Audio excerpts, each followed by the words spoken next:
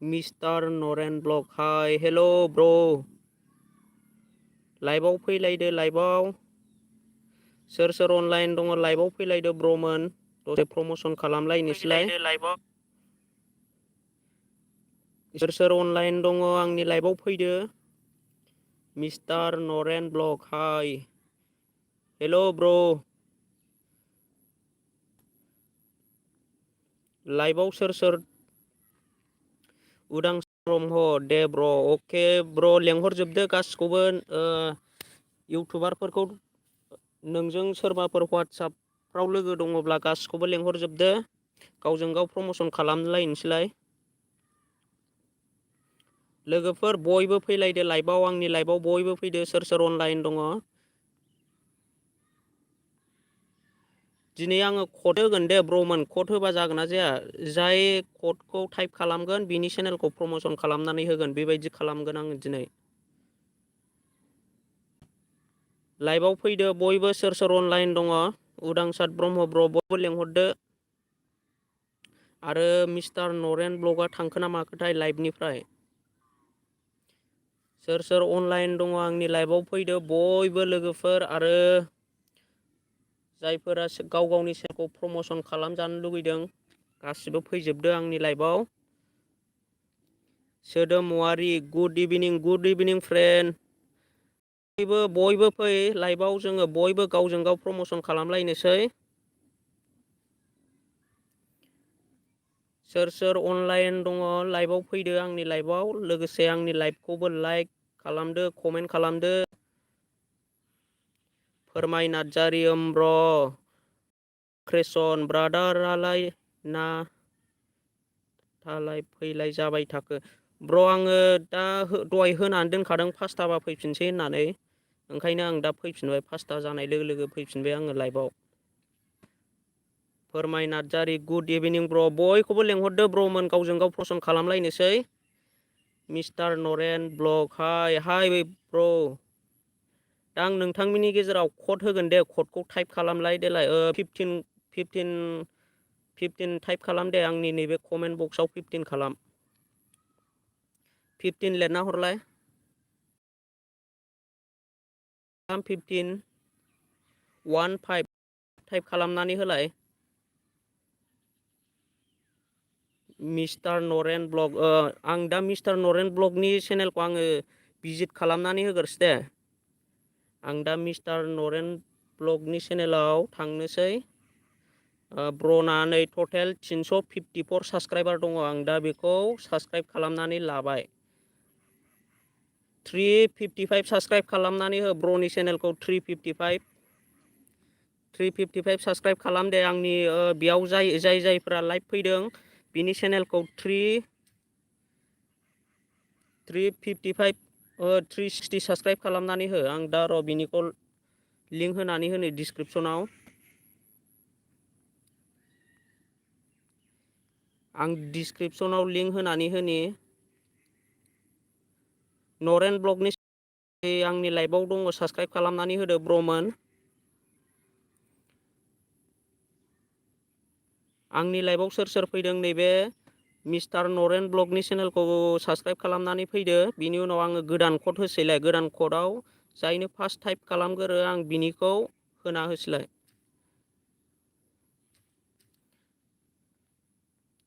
नै दाबो 354ल' दङ 360 खालाम बिनि साबसक्राइबारखौ 360 खालामनानै होलाय ब्रमोननो 355 जाबाय 360 खालामनानै होदे माबार मिस्टार नरेन ब्लग ब्रनि चेनेलखौ 360 साबसक्राइबार खालामनानै हो दानो आंनि लाइभआव सोर सोर दङ गासिबो साबसक्राइब खालामजोब रुनालि बाग्लारि हाय आदा हेल' सिस्टार नैबे आं दा डिसक्रिपसनाव लिंक होनानै दोनदों बिनि चेनेलखौ साबसक्राइब खालामनानै फै मिस्टार नरेन ब्लगनि चेनेलखौ 355ल' जानानै दङ दाबो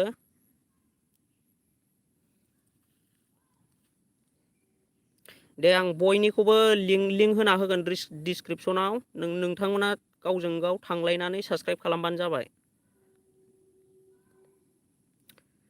आं डिसक्रिपसनाव लिंक होनानै दोनखादों नैबे नरेन ब्लगनि चेनेलखौ जायफोर साबस्क्राइब खालामाखै साबस्क्राइब खालामनानै होदो ब्र'नि चेनेलखौ।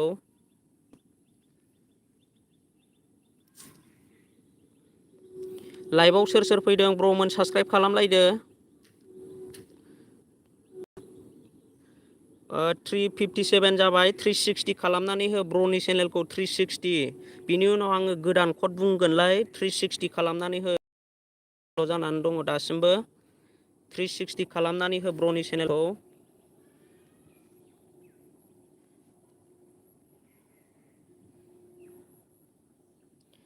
जोंना नैबे उदांसार ब्रह्मआ खालामनानै होबाय।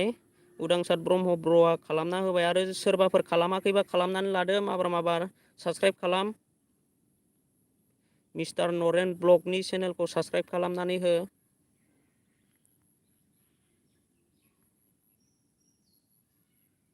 लोगोफोर दे लाइभआव सोर सोर दङ साबस्क्राइब खालामनानै हो माबार सोर सोर साबस्क्राइब खालामदों कमेन्ट खालामनानै खोन्थाहर। आंनि लाइभनिफ्राय सोर सोर साबस्क्राइब खालामखो कमेन्ट खालामनानै खोन्थाहरलाय। जोंना नैबे उदांसार ब्रह्म ब्र'आ खालामनानै फैबाय। आरो सोर सोर खालामाखै खालामनानै होदो। जोंना नैबे माबाया थांखो ना माखो सोदोम औवारि फ्रेन्डआ थांखो ना माखोथाय लाइभनिफ्राय थांखो ना माखो। आं बिनिखौबो आंनि डिसक्रिपसन सिङाव लिंक होना होगोन। रुनालि बाग्लारि आं खालामबाय आदा। नै जोंना नैबे सिस्टाराबो खालामबाय। आरो लोगोसे नैबे माबाया मिस्टार नरेना दंना गैया मेसेज खालामहर दंना गैला थांखो माखो नोंथाङा लाइभनिफ्राय आंनि लाइभनिफ्राय थांखो ना माखो।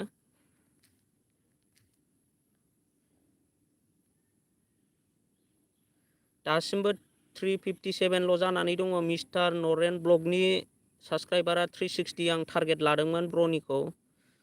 358 जाबाय। 358 खालामलाय। जों बयबो सापर्ट होलायनांगौ गावजों गाव। जायफोर साबस्क्राइब खालामाखै साबस्क्राइब खालामना हो माबार गावजों गाव सापर्ट होलायनांगौ।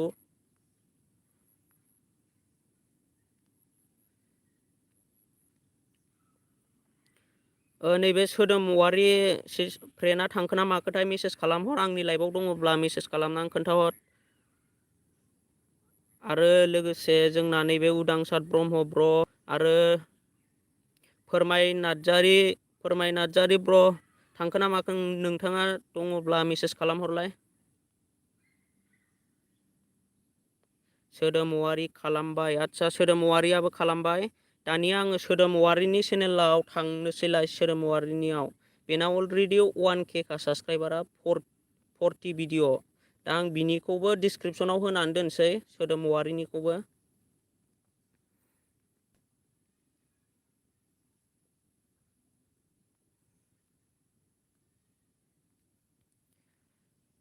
नरेन ब्र' नोङो नैबे आं दा डिसक्रिपसनाव लिंक होनानै दोनदोंना बिनिखौ साबस्क्राइब खालामनानै फैदोलाय। दानिया नैबे सोदोम औवारि फ्रेन्डनि चेनेलखौ साबस्क्राइब खालामनानै फैदोलाय।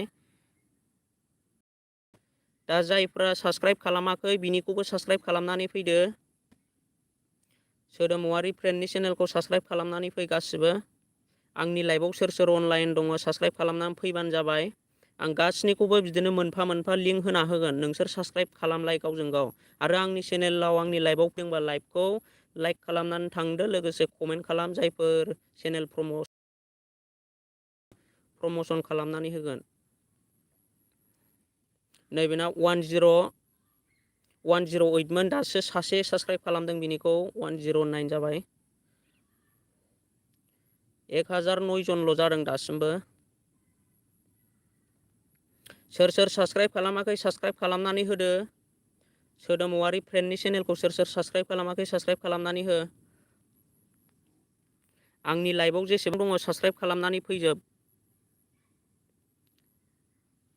उदांसार ब्रह्म खालामबाय दे कड होदोलाय। ब्र' कड होनो मानि मानसिफ्रा खमद्रायना। सोरबाफोर जोंना नैबे रिंसार ब्र'आ थांखो ना माखोथाय। ग्रुप दङब्ला लेंहरजोब गासिखौबो इउटुबारफोरखौ लेंहरजोब गासिखौबो इउटुबार फिसा फिसाखौ।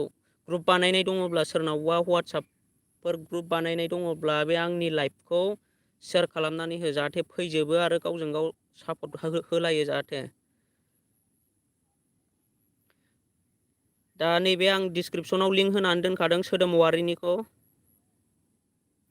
फोरमाय नार्जारि दहायनिफ्रायनो हरगासिनो। आदसा आं नोंनिखौबो लिंक होनानै होगोन ब्र', सिन्था खालामनाङा, गासिनिखौबो होना होगोन आङो। दानिया आङो नैबे फोरमाय नार्जारिनि चेनेलखौ लिंक होना होसैलाय दे। आंनाथ' अलरेडि साबस्क्राइबारखा बिनिया। आं दा बिनिखौ लिंक होनानै होनोसैलाय आंनि डिसक्रिपसनाव।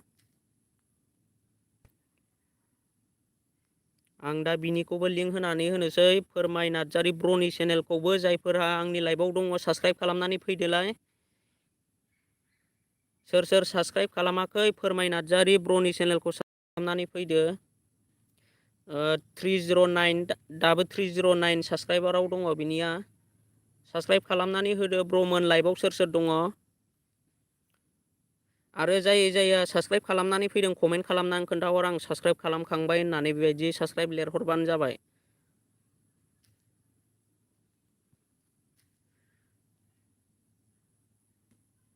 खालामबाय आदा, आंनिखौबो खालामनो हो। अके रुनालि बाग्लारि, आङो होजोबगोन गासिनिखौबो। दा नैबे फोरमाय नार्जारि ब्र'नि चेनेला 309ल'मोन, 311 जाबाय, सानैल' बारायदों दाबो। आरो सोरबाफोर साबस्क्राइब खालामाखैबा साबस्क्राइब खालामनानै होदो ब्र'नि चेनेलखौ। सोरबाफोर साबस्क्राइब खालामाखैबा दासिमबो साबस्क्राइब खालामनानै हो माबार। आंनि लाइभआव सोर सोर दङ गासिबो साबस्क्राइब खालामनानै फैजोब। आं गासिनिखौबो मोनफा मोनफा बेबायदिनो लिंक होनानै होगोन, नोंसोरो साबस्क्राइब खालामनानै लालायबानो जाबाय। आरो लोगोसे लाइभखौ लाइक खालामनानै थां, कमेन्ट हर जायफोर चेनेल प्रम'सन खालामजानो गोसो दङ।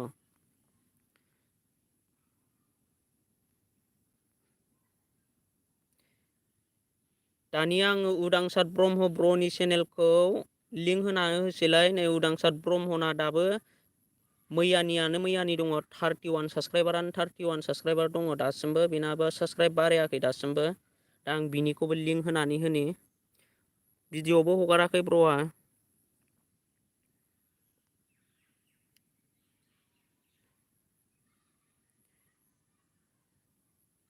उदांसार ब्रह्म ब्र'नि चेनेलखौ आं लिंक होनानै होबाय। जायफोर साबस्क्राइब खालामाखै साबस्क्राइब खालामनानै लाबानो जाबाय। फोरमाय नार्जारि ब्र', उदांसार ब्रह्मनि चेनेलखौ साबस्क्राइब खालामाखैबा साबस्क्राइब खालामनानै होदो। आरो लोगोसे नैबे जोंना सोदोम औवारि फ्रेन्ड आरो रुनालि बाग्लारि, रिंखां क्रेसन ब्र', थांखो ना माखो नोंथाङा? लाइभआव दङबा मेसेज खालाम।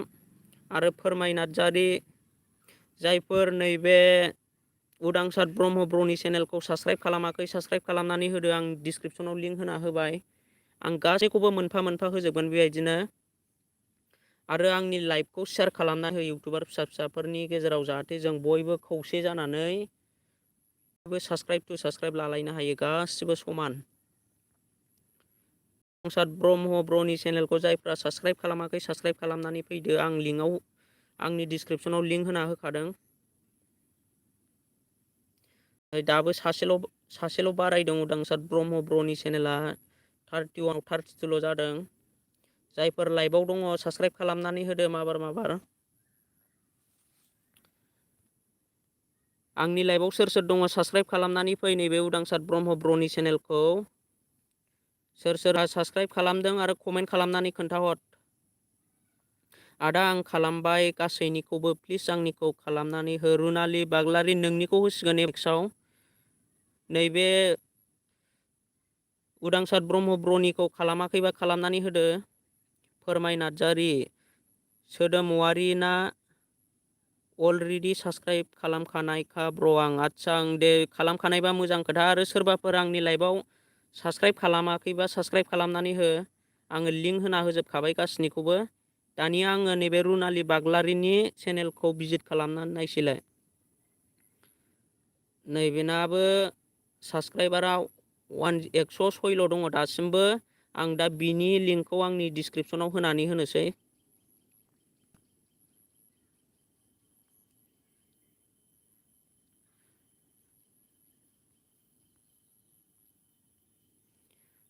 आं रुनालि बाग्लारि सिस्टारनि चेनेलखौ डिसक्रिपसनाव होनानै होबाय। नैबे सोदोम औवारि, लोगोसे फोरमाय नार्जारि ब्र' आरो उदांसार ब्रह्म, जायफोर खालामाखै खालामनानै लादो। आंनि लाइभआव सोर सोर दङ खालामनानै फैबानो जाबाय। नैबे सिस्टारनि चेनेलखौबो, रुनालि बाग्लारिनि चेनेलखौबो साबस्क्राइब खालामनानै होबानो जाबाय।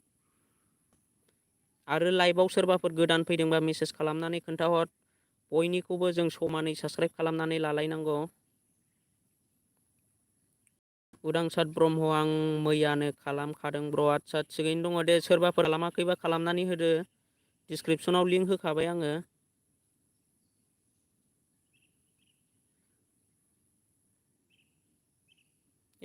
सासेल' बारायदों दाबो। रुनालि बाग्लारि सिस्टारा दाबो भिडिअ'खौबो हगाराखै। भिडिअ'बो हगारबाय थानांगौ। साबस्क्राइबजों लोगोसे भिडिअ'खौबो आपल'ड खालामबाय था। आरो साबस्क्राइब खालामनानैल' जाया, भिडिअ'खौ नायलाय गावजों गाव। नैबे डिसक्रिपसन होनानै मा होनो, नैबे इउटुब बेनार होनानै ला, रुनालि बाग्लारि इउटुब बेनार आरो डिसक्रिपसन आरो टाइटेल लेट। नोङो मोनसेबो टाइटेल लिराखै नै। आगष्ट माने थारिखसो सिखारदों, टाइटेल लिराखै दाबो। नोङो मोनसेबो टाइटेल लिरनानै दोनाखै। दा आंनि लाइभआव सोर सोर अनलाइन दङ साबस्क्राइब खालामनानै फै। सिस्टारनि चेनेलखौ, रुनालि बाग्लारिनि चेनेलखौ। मिस्टार ब्लग आं खालामबाय। अके ब्र', खालामबायबा मोजां खोथा। आरो सोर सोर खालामाखै खालामनानै होदो। आंनि लाइभआव सोर सोर दङ खालामनानै होदो। जायफोरा खालामाखै खालामनानै लाबानो जाबाय। आं डिसक्रिपसनाव लिंक होखादों। रिंखां क्रेसन नेट स्ल' दासो नांदों आंना नेटआनो फाग्लासो। आदसा, नेटआ आंनाबो न'आव नाङा। आं दा बायहेरायावसो फैनानै दंफैयो। आं रिंखां ब्र' नोंनि चेनेलखौबो डिसक्रिपसन सिङाव होनानै दोनगोन। नोङो नैबे सिस्टारनि चेनेलखौ साबस्क्राइब खालामाखैबा साबस्क्राइब खालामनानै लाबानो जाबाय। गासैनिखौबो आं डिसक्रिपसनाव लिंक होनानै दोनजोबदों। बिसिनिखौ मोनफा मोनफा साबस्क्राइब खालामनानै फैबानो जाबाय नोंथाङाबो। आरो आं नोंनिखौ एबार नेक्स्टआव होनोसै आङो। दा रुनालि बाग्लारिनि चेनेलखौ जायफोर साबस्क्राइब खालामाखै साबस्क्राइब खालामनानै होदो। लाइभआव, आंनि लाइभआव सोर सोर दङ आरो खालामखाबायबा खालामबाय होनना मेसेज खालामनानै खोन्थाहर। रिंखां क्रेसन अलरेडि दंखायो साबस्क्राइब ब्रादार। आदसा थिगैनो दङ, बरिया ब्र'। जों बिदिनो साबस्क्राइब लालायनांगौ गावजों गाव। दानिया आङो नोंनिखौ नायनोसै दे। नोंनि चेनेलाव हाबनानै नोंनि लिंकखौ आङो होना होनोसै। आंनाथ' अलरेडि साबस्क्राइबारखा नोंनियावबो।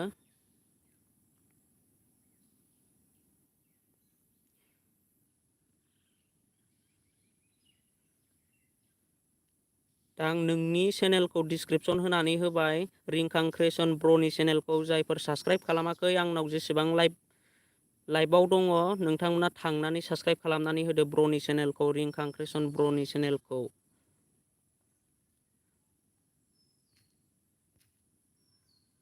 रिंखां क्रेसन ब्र', नोङो चेनेल, नोंनि साबस्क्राइबारा टटेल बेसिबां दङ? माथो हाइटसो जानानै दङ ब्र' नोंनिया।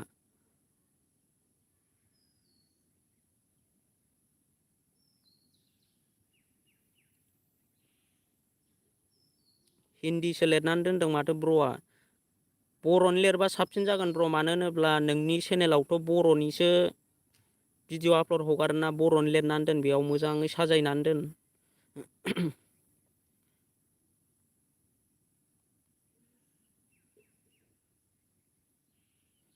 ब्र', नोंना टटेल साबस्क्राइबार बेसिबां जाखो? नैबे रिंखां क्रेसन ब्र'नि साबस्क्राइबारा बेसिबां जाखो?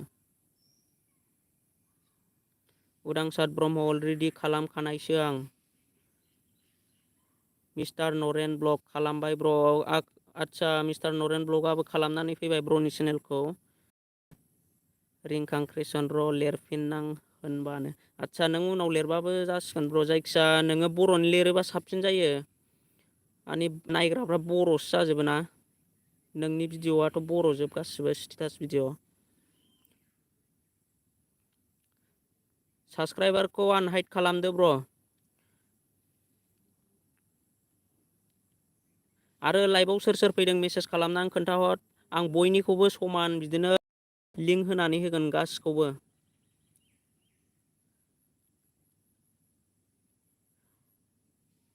अनलि वान बारायदों।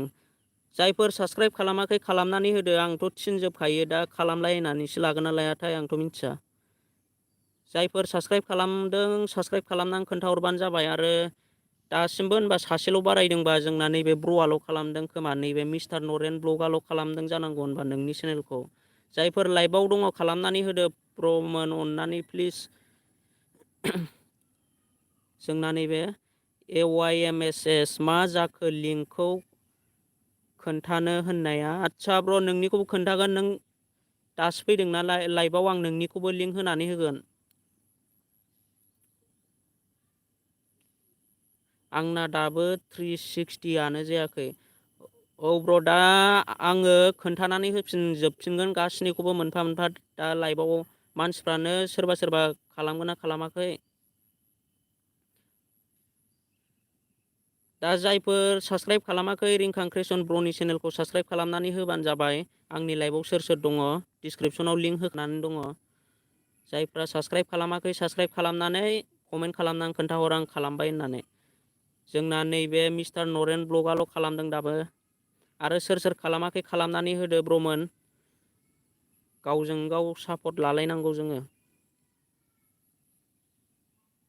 AYMSS मा जाखो लिंकखौ खोन्थानो होननाया, आं नोंनिखौबो होसिगोन एबार। नोंनिखौ आङो नोंनि चेनेलाव थांनोसै एबार, नोंनिखौबो डिसक्रिपसन होना होसै ब्र'।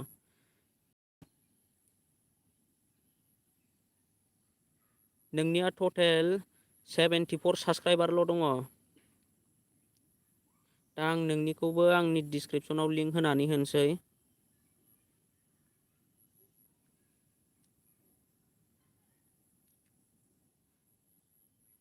AYMSS आं ब्र'नि चेनेलखौबो लिंक होना होबाय। दा जायफ्रा साबस्क्राइब खालामाखै साबस्क्राइब खालामनानै लादो।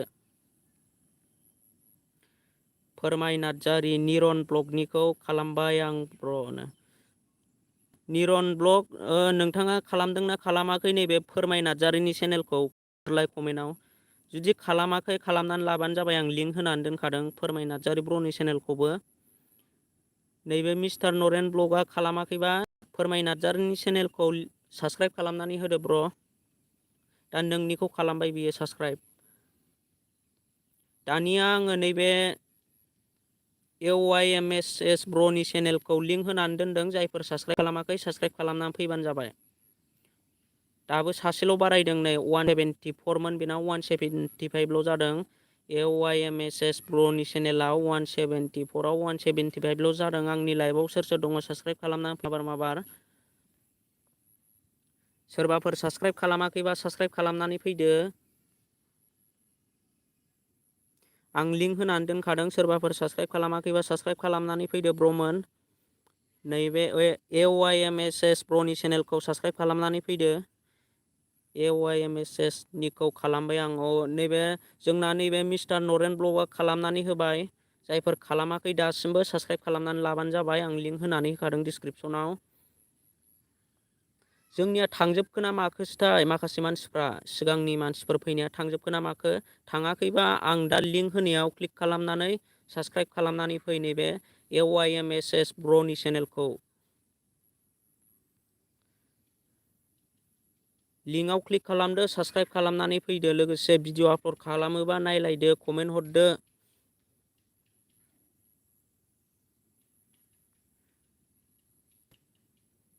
सोर सोर साबस्क्राइब खालामाखै आरो सोर सोर साबस्क्राइब खालामदों कमेन्ट खालामनानै खोन्थाहर। कमेन्ट खालामनानै खोन्थाहर सोर सोर साबस्क्राइब खालामदों। 176 जाबाय बिनि ब्र'नि चेनेला, 175आव 176, सानैल' बारायदों दाबो। सोर सोर साबस्क्राइब खालामाखै साबस्क्राइब खालामनानै फैबानो जाबाय।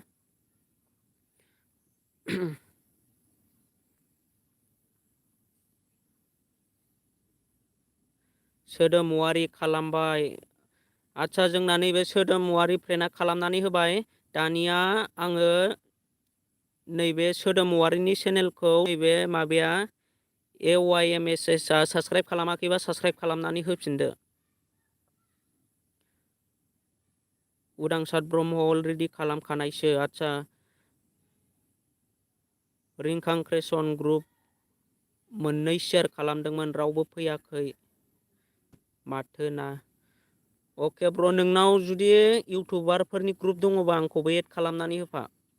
आं नाम्बारखौ डिसक्रिपसनाव लिरनानै होगोन। आंनिखौ एड खालामनानै होफा ब्र जुदि मानसिफ्रा खयजन दङ आंनिखौबो एड खालामनानै होनो हागोन। नरेन ब्लग प्लिज अननानै खालामदो आंखौबो। नैबे मिस्टार नरेन ब्लगनि चेनेलखौ साबसक्राइब खालामाखै साबसक्राइब खालामनानै होदो। आङो लिंक होफिनगोन नोंसिनिखौबो।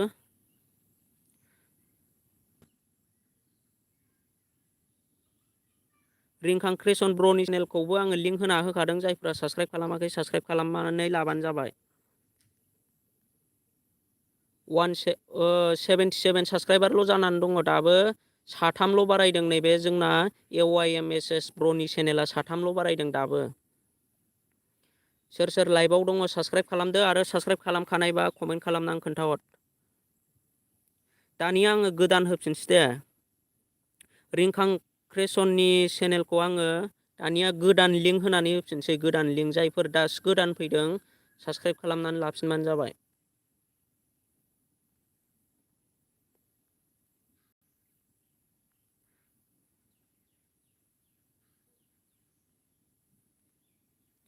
दा आङो लिंकखौ गोदान होफिनबाय। नैबे रिंखां क्रिएशन ब्र'नि चेनेलखौ आङो लिंक गोदान होफिनबाय। जायफ्रा दासिमबो साबसक्राइब खालामाखै साबसक्राइब खालामनानै कमेन्ट खालामनानै खोन्थाहरबानो जाबाय।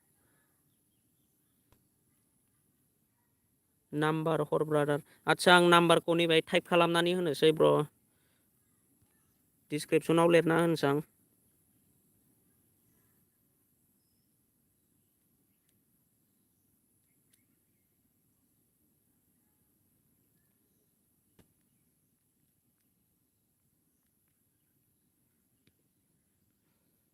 ब्र' आङो नाम्बारखौ लिरनानै होबाय। नोङो आंनिखौबो एड खालामनानै होफा।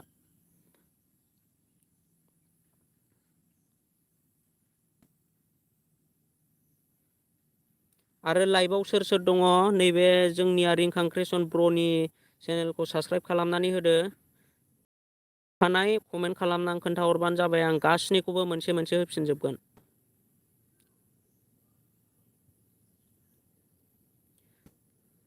लाइभआव सोर सोर दङ मेसेज खालामहरजोब बयबो खनसे।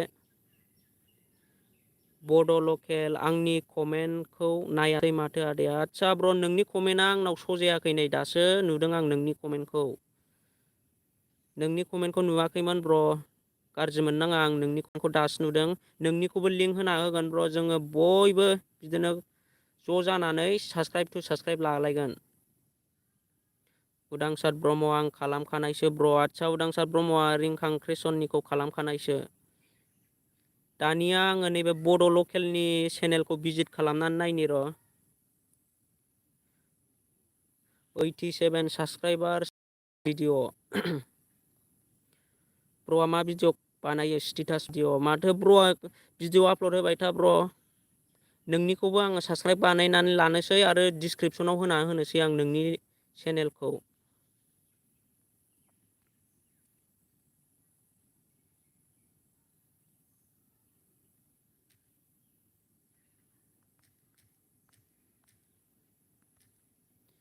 आङो बड' लकेलनि चेनेलखौ आङो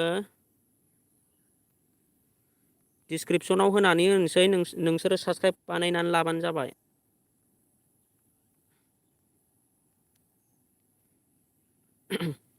दानिया आंनि लाइभआव सोर सोर दङ नैबे बड' लकेल ब्र'नि चेनेलखौ साबसक्राइब खालामनानै होदो अननानै।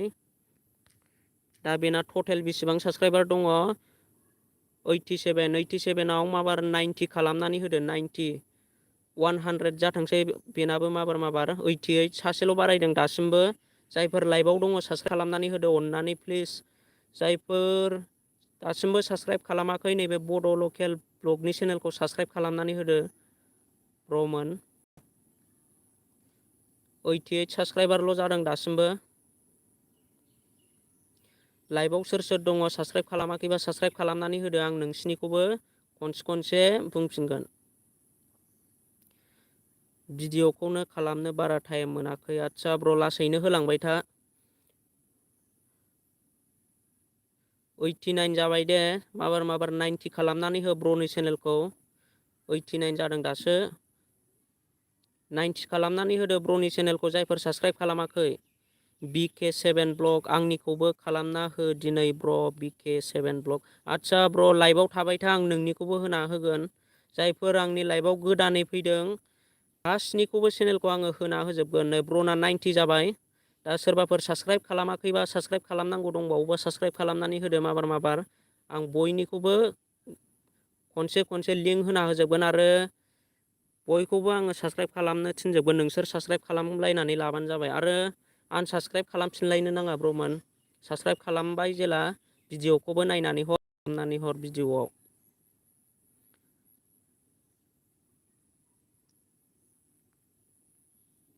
दानिया आङो नैबे जोंना नैबे उदांसार ब्रह्म आं बावबाय बड' लकेलखौ आरो उदांसार ब्रह्मनि चेनेलखौबो नैबे बड' लकेल ब्र'आ खालामनानै होदो उदांसार ब्रह्मनिखौ BK7 ब्लगनि चेनेलखौ आं दानिया भिजिट खालामनानै नायनोसै टटेल 70 साबस्क्राइबार 62 भिडिअ मा भिडिअ खालामो ब्र'आ ब्लग भिडिअ स्टेटास बांसिन स्टेटास भिडिअ ब्र बांसिन नोङो ब्लग भिडिअ लाबोयोबा मोजां जागोन स्टेटासखौ बारा होनो नाङा आं दानिया नोंनिखौबो साबस्क्राइब खालामनानै होनोसै आरो लिंक होनानै होनोसै आङो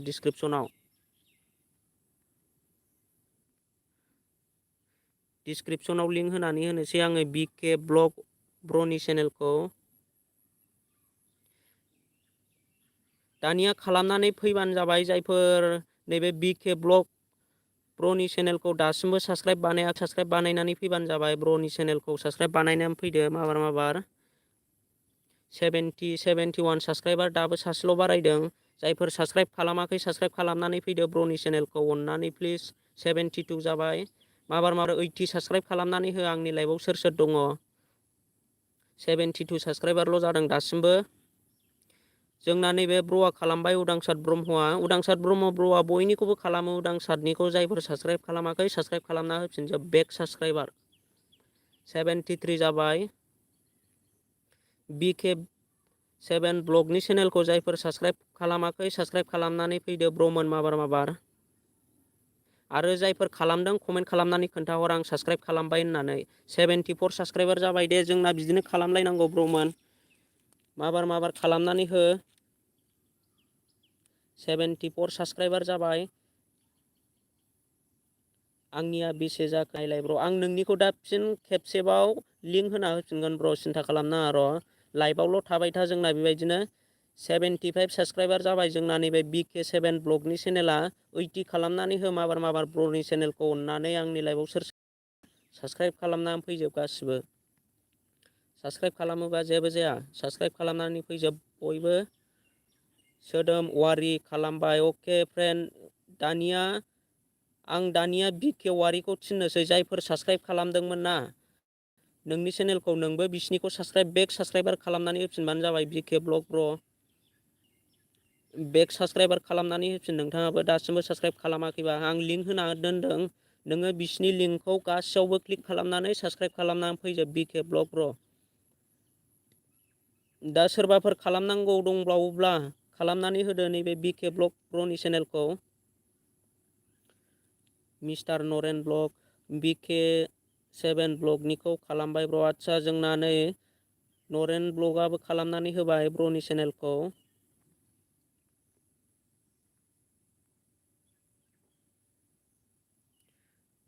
दानिया आङो नैबे BK ब्लग ब्रखौ नोंसिनि चेनेलखौ साबस्क्राइब खालामनानै होनो थिनसै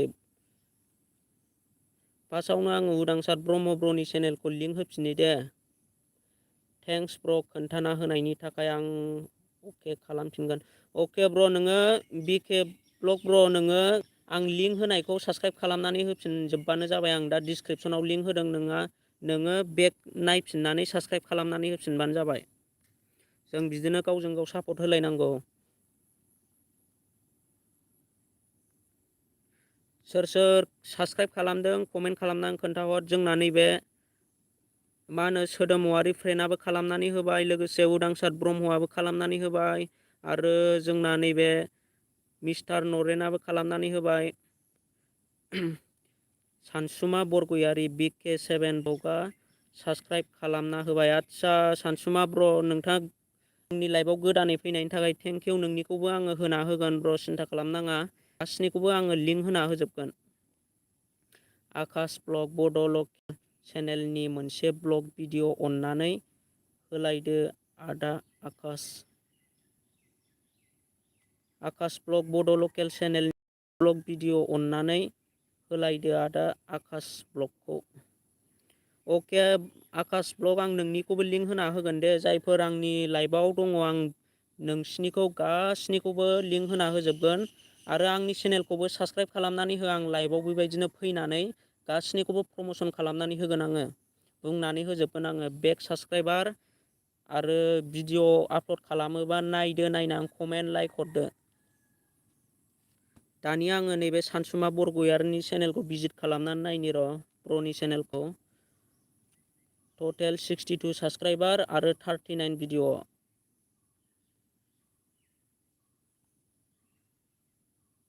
ब्र'आ नै भिडिअ मोनसे हगारनानै दङ। नो भिउ, रावबो नायथ'वाखै। 1 मिनिट एग'। 1 मिनिटल' जादों दाबो। आं दा ब्र'नि चेनेलखौ लिंक होनानै होनि। आंबो साबस्क्राइब खालामनानै लानोसै ब्र'नि चेनेलखौ। ब्र' आंनि चेनेलखौ साबस्क्राइब खालामाखैबा साबस्क्राइब खालामनानै लाबानो जाबाय। लोगोसे भिडिअ आपल'ड होयोबा नायबानो जाबाय। दा 62 साबस्क्राइबार दङ। दा लाइभआव सोर सोर फैदों नैबेनि चेनेलखौ साबस्क्राइब खालामनानै होदो। सानसुमा बरग'यारि ब्र'नि चेनेलखौ आं लिंक होदों। लिंकआव क्लिक खालामनानै साबस्क्राइब खालामनानै फैबानो जाबाय। सानसुमा बरग'यारि ब्र'नि चेनेलखौ जायफोर साबस्क्राइब खालामाखै साबस्क्राइब खालामनानै होदो। 62, 63 सासेल' साबस्क्राइब खालामदों दाबो। माबार 70 खालामनानै हो ब्र'नि चेनेलखौ। सानसुमा बरग'यारि ब्र'नि चेनेलखौ 64ल' जानानै दङ दाबो साबस्क्राइबारा। सोर सोर आंनि लाइभआव फैदों लिंकआव क्लिक खालामनानै साबस्क्राइब खालामनानै फै सानसुमा बरग'यारि ब्र'नि चेनेलखौ। 64ल' जानानै दङ। लाइभआव सोर सोर दङ साबस्क्राइब खालामनानै फैबानो जाबाय सानसुमा बरग'यारि ब्र'नि चेनेलखौ। उदांसार ब्रह्म खालामबाय। आदसा उदांसार ब्रह्मआ सानसुमा बरग'यारि ब्र'निखौ खालामना होबाय। सोर सोर खालामनांगौ दंबावो खालामाखैबा खालामदो। 66 साबस्क्राइबार जाबाय दे ब्र'मोन। बिदिनो खालामनानै लालायजोब गासिबो। 66, 70 टारगेट आंनि सानसुमा बरग'यारि ब्र'नि चेनेलखौ आं 70 टारगेट 70 साबस्क्राइबार खालामजानो लुगैदों आङो। जायफोर खालामाखै खालामनानै होदो। सोदोम वारि खालामबाय। आदसा सोदोम फ्रेन्डआबो खालामना होबाय जोंनिया। आकाश ब्लग, आदाया आंनि कमेन्टखौ नायाखै। नायगोन आकाश ब्लग, नोंनिखौबो आं होना होगोन। नोङो नैबे सानसुमा बरग'यारिनि चेनेलखौ दासिमबो साबस्क्राइब खालामाखैबा साबस्क्राइब खालामना होबानो जाबाय। एबार नेक्स्टनियाव आं नोंनिखौ नायनोसै। आं बयनिबो चेनेलखौ लिंक होना होगोन। 66 साबस्क्राइबारल' जानानै दङ। सोरबा खालामाखैबा खालामना होदो अननानै प्लिज। सानसुमा बरग'यारि ब्र'नि चेनेलखौ 70 टारगेट 70 खालामनानै हो। लिंक होनानै होखादों आङो। 67 साबस्क्राइबार दासिमबो 67 साबस्क्राइबारल' जानानै दङ। 70 टारगेट लादों आङो। जोंना नैबे फोरमाय बसुमतारी, हेल' ब्र', लाइभआव फैनायनि थाखाय थेंक इउ ब्र'। आं नोंनि चेनेलखौबो जुदि प्रमसन खालामनोबा खालामना होगोन आङो। आकाश ब्लग, दानिया आङो आकाश ब्लगनि चेनेलखौ भिजिट खालामनानै नायनोसै। आकाश ब्लगनि चेनेलाव आङो हाबबाय। आकाश ब्लग, मा भिडिअ खालामो ब्लग। मोनब्रै भिडिअ'ल' दङ ब्र', माथो भिडिअ'खौनो आपल'ड होआ। आं नोंनिखौ साबस्क्राइब खालामनानै डिसक्रिपसनाव लिंक होना होनोसै दानिया।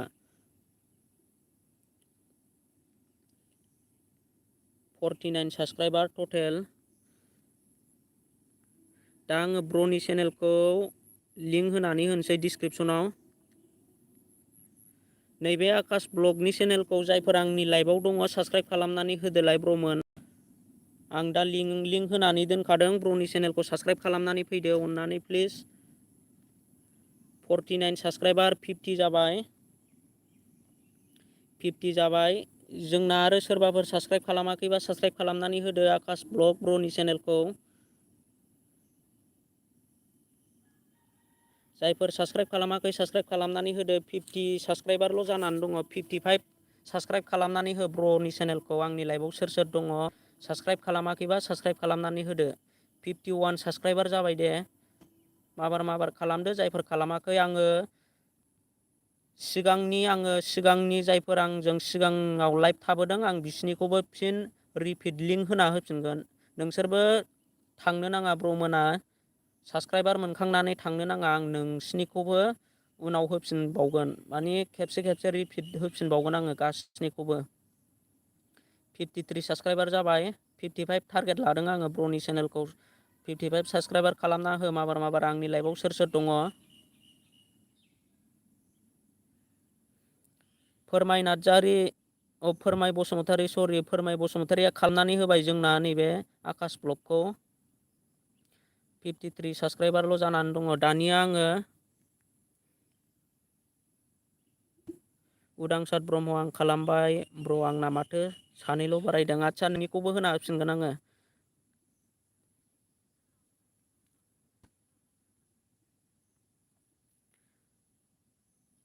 जेनेरेल क्रेसन, हेल' ब्र, लाइभआव फैनायनि थाखाय थेंक इउ ब्र।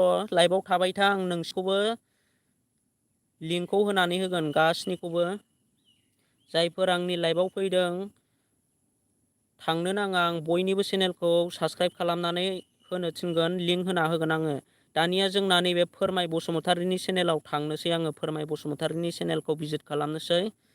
फोरमाय बसुमतारि 2000 साबस्क्राइबार दंखायो माथो ब्रनिया चेनेला। अलरेडि 1000 साबस्क्राइबारा कमप्लिटखा दानिया। थेवबाबो आं बिनि चेनेलखौ लिंक होना होनोसै डिसक्रिपसनाव। 30 भिडिअ बरिया भिउ फैयो ब्रनिया। आं ब्रनि चेनेलखौ लिंक होनानै होनोसै।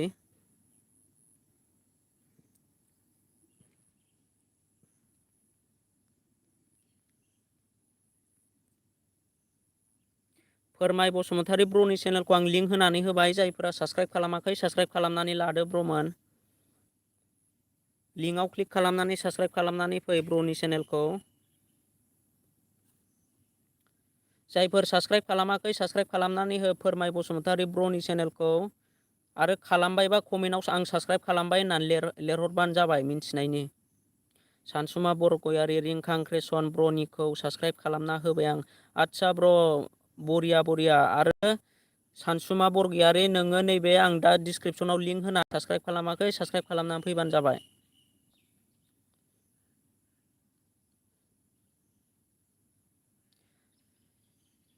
जायफोरा साबस्क्राइब खालामाखै साबस्क्राइब खालामनानै होदो ब्रनि चेनेलखौ। फोरमाय बसुमतारि ब्रनि चेनेलखौ जायफोर साबस्क्राइब खालामाखै। सोदोमस्रि औवारि खालामखानायसो। फोरमाय बसुमतारिनि चेनेलखौ अलरेडि साबस्क्राइबारखा। दानिया फोरमाय बसुमतारिया औवारिनि चेनेलखौ बेक साबस्क्राइबार खालामनानै होफिनबानो जाबाय।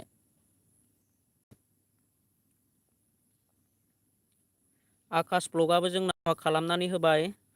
आकाश ब्लग, सोदोम औवारि, लोगोसे उदांसार ब्रह्म आरो सानसुमा बरगयारि। जोंना माने साबस्क्राइब खालामजोब्बायानो होनबाना बांसिनानो।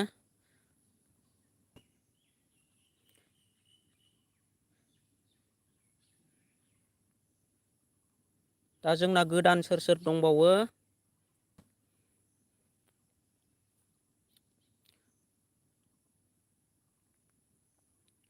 दानिया आङो नैबेनि मा होनो उदांसार ब्रह्म ब्रनि चेनेलखौ आङो लिंक होफिनसै दे। एबारनि आङो गासिनिखौबो खनसे लिंक होफिनबावनोसै दानिया।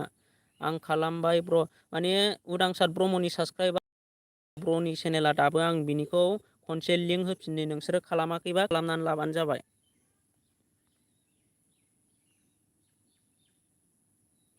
रिंखां क्रेसन, आंनि SMS थाङाखै नामा ब्रादार? आं चेक खालामाखै ब्र, दायो चेक खालामनानै नायगोन आङो। थुलुंगा टेक, गुड इभिनिं ब्र। गुड इभिनिं ब्र, लाइभआव फैनो थाखाय बरायबाय नोंथांखौ। नोंनि चेनेलखौबो आङो डिसक्रिपसनाव लिंक होना होगोन। प्रमसन खालामनानै लाइभआव थाबाय था लोगोसे। दा आङो उदांसार ब्रह्म ब्रनि चेनेलखौ लिंक होनानै दोनदों। जायफोरा साबस्क्राइब खालामाखै साबस्क्राइब खालामनानै होबानो जाबाय। 33 साबस्क्राइबार जाबाय दे ब्रनि चेनेलखौ। 40 साबस्क्राइबार खालामनानै होलाय ब्रमोन। माबार 40 साबस्क्राइबार खालामनानै हो। आं नोंसिनिखौबो फिन खेबसे बुंफिनबावगोन। जायफोर उदांसार ब्रह्म ब्रनि चेनेलखौ साबस्क्राइब खालामाखै साबस्क्राइब खालामनानै फैदो। 33 साबस्क्राइबारल' जानानै दङ।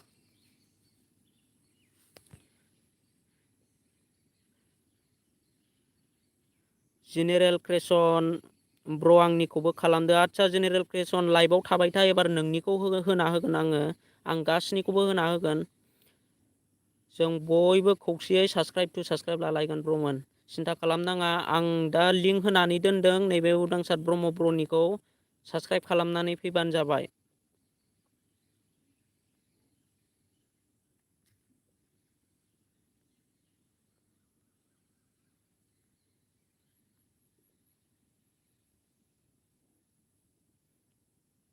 जेनेरेल क्रिएशन ब्रनि चेनेलखौ आङो दानिया नायनोसै। आंना अलरेडि साबस्क्राइबारखा जेनेरेल क्रिएशनखौ आं साबस्क्राइब खालामनानै लाखादों सिगां समावनो। 360 साबस्क्राइबार लोगोसे 69 भिडिअ। दा आं नोंनि चेनेलखौबो डिसक्रिपसन होनानै दोनसै ब्र। सोदोमवारि कमेन्ट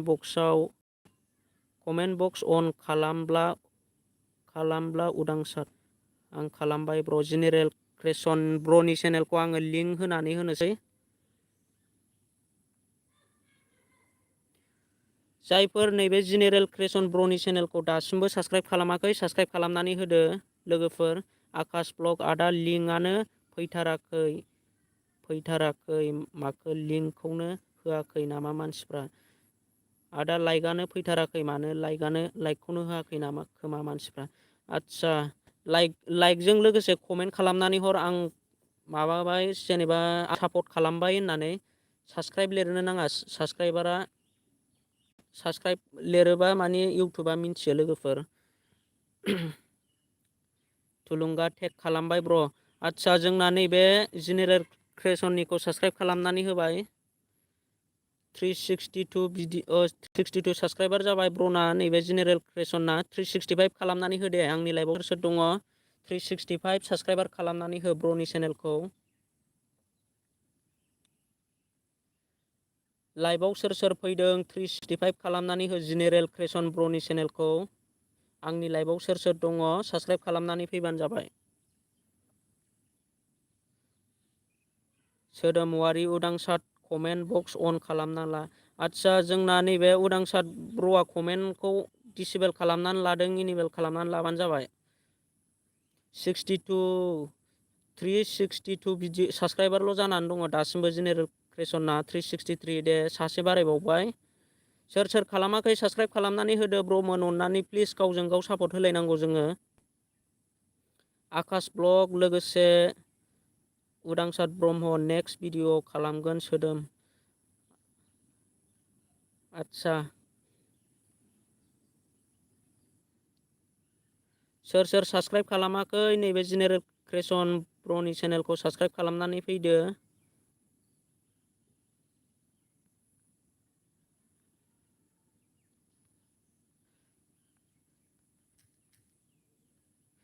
अके 365 टारगेट जाबाय दे जोंना। नैबे जेनेरेल क्रिएशननि चेनेला 365 जाबाय।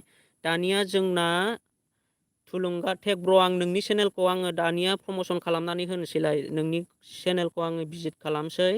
आंना अलरेडि साबस्क्राइबारखा 28 साबस्क्राइबारल' दङ नै ब्रना। 51 था भिडिअ। बांसिन सर्ट भिडिअ आपल'ड खालामो ब्रआ। भिडिअ आपल'ड होबाय था ब्र। दानिया आङो नोंनिखौ डिसक्रिपसनाव लिंक होनानै होनोसै। लोगोसे आंनि लाइभखौबो लाइक खालामनानै थां ब्रमोन। लाइक कमेन्ट खालामना होबानो जाबाय। थुलुंगा टेग ब्रनि चेनेलखौ साबस्क्राइब खालामनानै फैदो। दानिया आङो लिंक होनानै होबाय। लाइभआव सोर दङ साबस्क्राइब खालामनानै फैदो थुलुंगा टेग ब्रनि चेनेलखौ।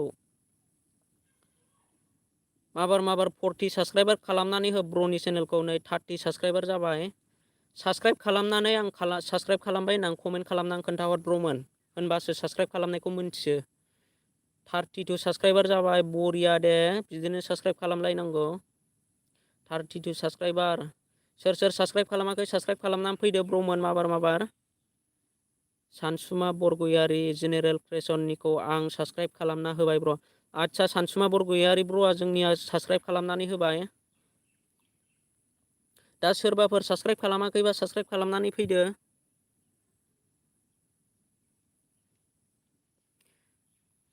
रिंखां क्रिसन सोरबा ब्रादार औ सोरबा मानि नागिरा साबस्क्राइबखौनो खालामलायनो नागिरा मा बुंनो आरो सोरबा माने जोंना नैबे सानसुमा बरगयारि जेनेरेल क्रेसननिखौ खालामनानै होबाय। जेनेरेल क्रेसना खारनो नाङा थांनो नाङा। नोंथाङाबो जायफोर नोंनि चेनेलखौ साबस्क्राइब खालामदों नोंबो बेक साबस्क्राइब खालामनानै होफिन ब्र', होनबासो जोंना चेनेला ग्र' जागोन। फोरमाय बसुमतारी खालामबाय, जोंना नैबे फोरमाय ब्र'आबो खालामनानै होबाय आरो लोगोसे उदांसार ब्रह्म ब्र' थुलुंगाखौ आं खालामबाय। आदसा बरिया 33 साबस्क्राइबार जाबाय दे थुलुंगा टेक ब्र'नि चेनेला। सोरबाफोर साबस्क्राइब खालामनांगौ दङब्ला साबस्क्राइब खालामनानै होबावदो। थेंकिउलै उदां नोंथां। आदसा दे जोङो सोरबाफोर थुलुंगा टेक ब्र'नि चेनेलखौ साबस्क्राइब खालामाखैबा साबस्क्राइब खालामनानै हो ब्र'मोन। सोरबाफोर दासिमबो साबस्क्राइब खालामाखैबा थुलुंगा टेक ब्र'नि चेनेलखौ साबस्क्राइब खालामनानै फैदो। लिंक होना होखादों डिसक्रिपसनाव, लिंकआव क्लिक खालामनानै साबस्क्राइब खालामनानै लाबानो जाबाय। भिडिअ आपल'ड होयोब्ला नायबानो जाबाय।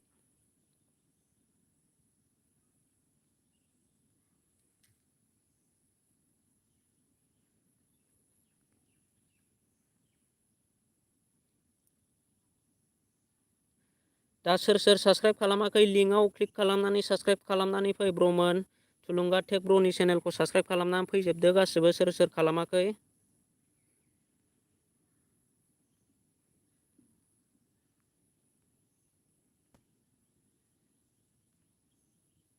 सोर साबस्क्राइब खालामनांगौ दंबावो साबस्क्राइब खालामनानै फैदो थुलुंगा टेक ब्र'नि चेनेलखौ। लोगोसे कमेन्ट खालामनानै खोन्थाहर आं साबस्क्राइब खालामबाय होननानै। जेनेरेल क्रेसन खाराखै ब्र'। आदसा आंनो खालाम ब्र'। थेंक जेनेरेल क्रेसन। आदसा थुलुंगा टेकनि चेनेलखौ जायफोर साबस्क्राइब खालामाखै साबस्क्राइब खालामनानै फैदो। दानिया आङो बेक डिसक्रिपसन होफिनसै दे ब्र'मोन। नोंसिनि चेनेलखौ आङो बेक होफिनसै दानिया। नैबे सोदोम वारिनि चेनेलाव थांफिननोसै आङो दानिया। सोदोम वारिनि चेनेलखौ भिजिट खालामनानै नायफिननोसै। बेनाव अलरेडि 1K साबस्क्राइबारखा होनबाबो बिनि चेनेलखौ जायफोर साबस्क्राइब खालामाखै साबस्क्राइब खालामनानै लादो। आं डिसक्रिपसनाव बेक होफिनबाय। सोदोम वारि फ्रेन्डनि चेनेलखौ आङो डिसक्रिपसनाव होफिनबाय।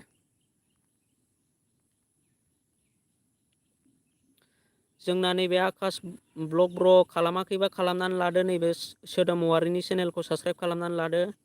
AYMSS फोरमाय बसुमतारीनि चेनेलखौ आं साबस्क्राइब खालामना होबाय। आदसा फोरमाय बसुमतारी ब्र' नोंथाङा थांखो ना माखो आंनि लाइभनिफ्राय? फोरमाय बसुमतारी ब्र' नोंथाङा थांखो ना माखो?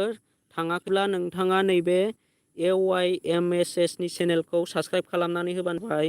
ब्र'आबो बिराद मोजां गान खननो गोरों आरो किसिअ दामनो गोरों ब्र'आ। दा ब्र'नि चेनेलखौ जायफोर साबस्क्राइब खालामाखै साबस्क्राइब खालामनानै हो। लिंक होना होखादों गोजौआव। फोरमाय बसुमतारी ब्र' नैबे AYMS ब्र'नि चेनेल साबस्क्राइब खालामाखैबा साबस्क्राइब खालामनानै लादो। आरो जोंना नै सोदोम वारि फ्रेन्डनि चेनेलखौ आङो लिंक होना होदों डिसक्रिपसनाव। क्लिक खालामनानै साबस्क्राइब खालामनानै फैबानो जाबाय।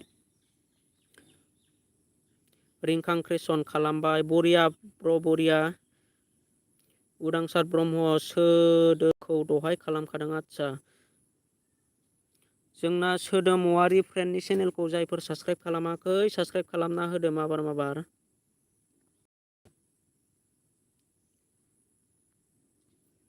जायफोर साबस्क्राइब खालामाखै साबस्क्राइब खालामनानै लादो माबार सोदोम वारि फ्रेन्डनि चेनेलखौ।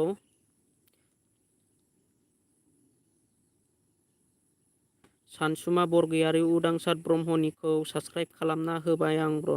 आदसा जोंना सानसुमा बरगयारिया उदांसार ब्रह्मनिखौ साबस्क्राइब खालामनानै होबाय। आरो लोगोसे उदांसार ब्रह्म ब्र'आबो सानसुमा बरगयारिनि चेनेलखौ साबस्क्राइब खालामना होबानो जाबाय। कमेन्ट खालामनानै खोन्थाहर आं नोंनिखौ सापर्ट खालामबाय बा आं नोंनिखौ हेल्प खालामबाय बेबायदि होननानै कमेन्ट लिरना हर।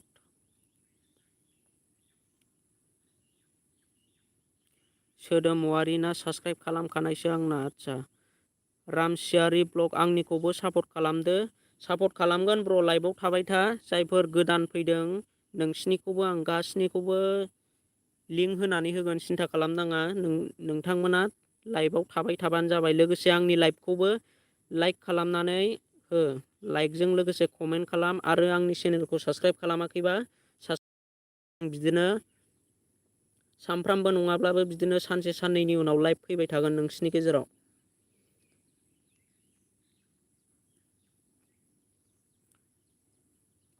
उदांसार ब्रह्म ब्र आं खालामखाबाय दहायनो ब्र नोंनिखौबो आदसा आकाश ब्लग खालामबाय आकाश ब्लग ब्रआ सोरनिखौ साबस्क्राइब खालामखो नैबेनिखौ सोदोमवारि निखौ साबस्क्राइब खालामबाय सोर फैदों आंनि लाइभआव साबस्क्राइब खालामनानै होदो सोदोमवारि फ्रेन्डनि चेनेलखौ डिसक्रिपसनाव लिंक होनानै दोनदों दानिया आङो रामसियारि ब्लग ब्रनि चेनेलखौ हाबनानै नायनोसै 519 साबस्क्राइबार 106 भिडिअ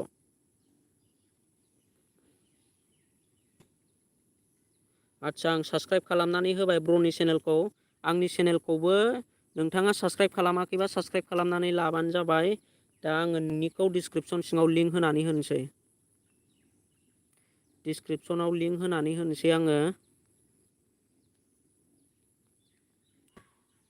थुलुंगा टेग लाइक खालामबाय ब्र नोंनि भिडिअखौ आदसा ब्रआ लाइक खालामनानै फैबाय दानिया जोंना नैबे चेनेलखौ जायफोर सापर्ट खालामाखै सापर्ट खालामनानै फैदो ब्रनि चेनेलखौ आङो डिसक्रिपसनाव लिंक होनानै होदों आंनि लाइभआव सोर दङ ब्रनि चेनेलखौ साबस्क्राइब खालामनानै फै रामसियारि ब्लगनि चेनेलखौ 21 519 साबस्क्राइबारल'मोन ब्रनिया 21 साबस्क्राइबार जाबाय आरो सोरबाफोर साबस्क्राइब खालामनांगौ दंबावोबा साबस्क्राइब खालामना होबानो जाबाय 22 साबस्क्राइबार दे सोर साबस्क्राइब खालामाखै आं साबस्क्राइब खालामनानै कमेन्ट खालामनानै खोन्थाहर आंनो नैबाहाय कमेन्ट खालामनानै ब्रादा आंनि SMS फरायना हो एसे आदसा रिंखां क्रिसन नायो आङो गासैनिखौबो नायजोबगोन 23 साबस्क्राइबार रामसियारि ब्लगनि चेनेला टारगेट 530 साबस्क्राइबार खालामनानै होदो ब्रनि चेनेलखौ 530 रामसियारि ब्लगनि चेनेलखौ 530 साबस्क्राइबार खालामनानै हो अननानै प्लिज जायफोर साबस्क्राइब खालामाखै साबस्क्राइब खालामनानै हो ब्रनि चेनेलखौ आंनि लाइभआव सोर फैदों साबस्क्राइब खालामनानै रामसियारि ब्लग आंनि लाइभनिफ्राय थांनो नाङा रावबो आङो बेक साबस्क्राइबार खालामहोफिनजोबगोन जायफ्रा दासो आंनि लाइभआव सिगांनि चेनेलखौबो आङो होना होफिनजोबगोन सोर खालामदों बुंहर आंबो खालामगोन जाय खालामदों आदसा आं बुंनानै ला कमेन्टआव खोन्थाहरनानै ला ब्रआ नै दा 524 साबस्क्राइबार मोनबाय जाय साबस्क्राइब खालामदों साबस्क्राइब खालामनानै आं साबस्क्राइब खालामबाय होननानै आंनि कमेन्टआव खोन्थाहरबानो जाबाय जोंना नैबे उदांसार ब्रह्मआ रामसियारिनिखौ खालामबाय लोगोसे सोदोमवारियाबो खालामबाय आरो थुलुंगा टेगाबो खालामबाय थुलुंगा टेग ब्रआबो 530 साबस्क्राइबार खालामनानै हो जाय लाइभआव फैदों सोर खालामाखै साबस्क्राइब खालामनानै होदो रामसियारि ब्लग ब्रनि चेनेलखौ आकाश ब्लग रामसियारिनिखौ खालामबाय आदसा रामसियारिनिखौ आकाश ब्लगआबो खालामनानै होबाय ब्रआबो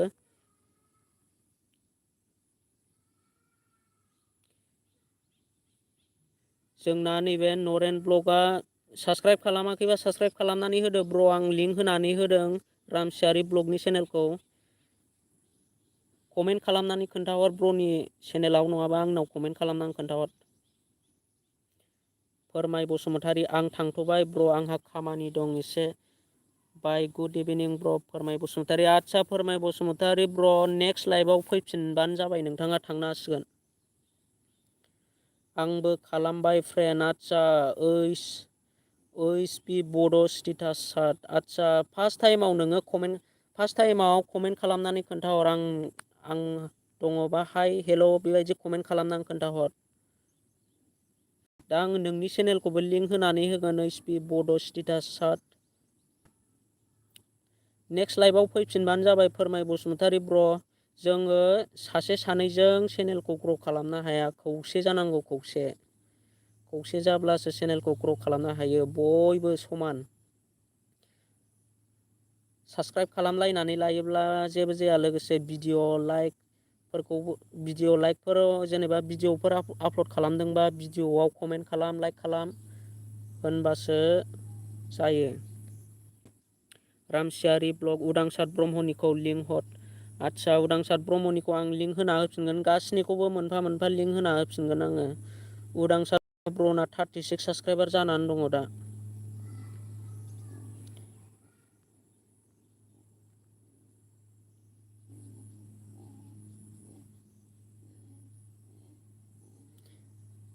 आं दा उदांसार ब्रह्मनिखौ लिंक होना होफिननो। जायफोर साबस्क्राइब खालामाखै साबस्क्राइब खालामदो। दा ब्र'आ बयनिखौबो खालामो समान। गासिबो जोङो साबस्क्राइब खालामनानै लालायनांगौ।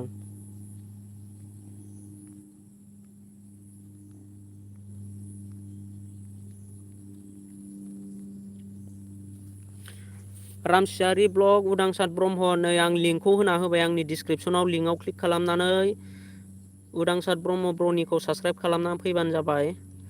आरो लोगोसे जोंना नै बिसोरो आंनि लाइभआव सोर सोर दङ गासिबो मेसेज खालामनानै खोन्थाहर, नङाबा सोर सोर दं सोर सोर गैया मोनथियाना आङो। दा आङो नैबे ओइस बि बड' स्टेटास सार्टनिखौ लिंक होना होगोन। दा ओइस बि बड' स्टेटासआ दंना मेसेज खालामनानै खोन्थाहरबा मोजां जागोन एसे। रामसियारि ब्लग उदांसारनिखौ खालामबाय आं। आदसा, रामसियारि ब्लग बरिया। जायफोर साबस्क्राइब खालामाखै साबस्क्राइब खालामनानै लादो, लिंक होखादों।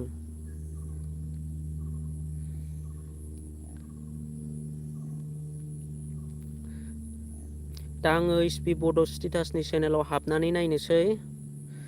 392 साबस्क्राइबार, लोगोसे 121 भिडिअ।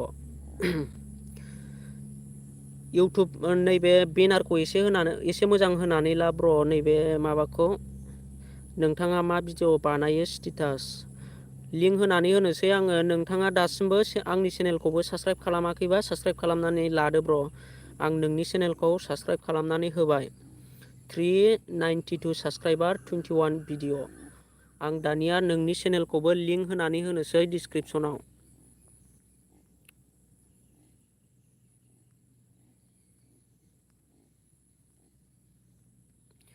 डिसक्रिपसनाव लिंक होनानै होबाय आङो। नैबे ओइस बि बड'निखौ आङो लिंक होनानै होबाय। जायफोर आंनि लाइभआव दङ साबस्क्राइब खालामनानै फैदो ब्र'मोन अननानै। जोंना नैबे 393 साबस्क्राइबार जाबाय। 395 साबस्क्राइब खालामनानै हो ब्र'नि चेनेलखौ। ओइस बि बड' स्टेटासनि चेनेलखौ 395 साबस्क्राइब खालामनानै हो। आंनि लाइभआव सोर सोर दङ जायफोर साबस्क्राइब खालामाखै साबस्क्राइब खालामनानै हरदो ब्र'नि चेनेलखौ। ओइस बिखौ खालामबाय। जोंना नैबे उदांसार ब्रह्मआ खालामनानै होबाय। मिस्टार नरेन ब्लग उदांसार ब्रह्मनिखौ खालामबाय। आदसा, बरिया। नरेन ब्लगआबो खालामना होबाय जोंनिया। 394 साबस्क्राइबार। सोर सोर साबस्क्राइब खालामाखै साबस्क्राइब खालामनानै फैजोबदो। लिंक होनानै दोनखादों डिसक्रिपसनाव। ब्र'मोन आंनि लाइभआव सोर सोर दङ 395 400 खालामनानै हो चेनेलखौ। 400 जायफोर साबस्क्राइब खालामाखै। बरिया साब्रैल' नांसिगौ 400 जानो साब्रैल' नांसिगौ। 396 साबस्क्राइबार जाबाय, साब्रैल' नांसिगौ। जायफोर साबस्क्राइब खालामाखै साबस्क्राइब खालामनानै होदो। बरिया ब्र'मोन, बेबायदिनो सापर्ट होलायनांगौ। आं बेबायदि साबस्क्राइब खालामलायनानै लायोब्ला बिराद मोजां मोनो गोसोखौ।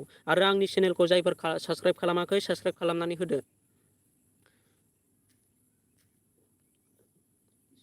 बरिया, सानैल' नांसिगौ 400 साबस्क्राइब खालामनानै हो ओइस बि बड' स्टेटास।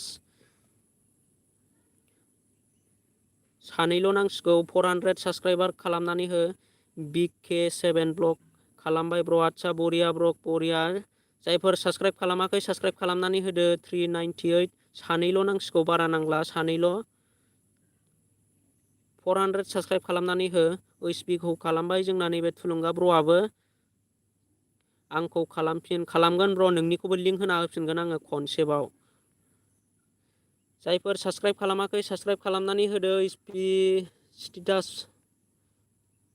डिसक्रिप्सनाव लिंक होनानै होखादों HB स्टेटास सार्टनि चेनेलखौ जायफोर साबस्क्राइब खालामाखै साबस्क्राइब खालामनानै होदो। HB बड'निखौ खालामबाय, आंनिखौबो खालामदो। आदसा जोंना रामसियारि ब्लगआ खालामनानै होबाय।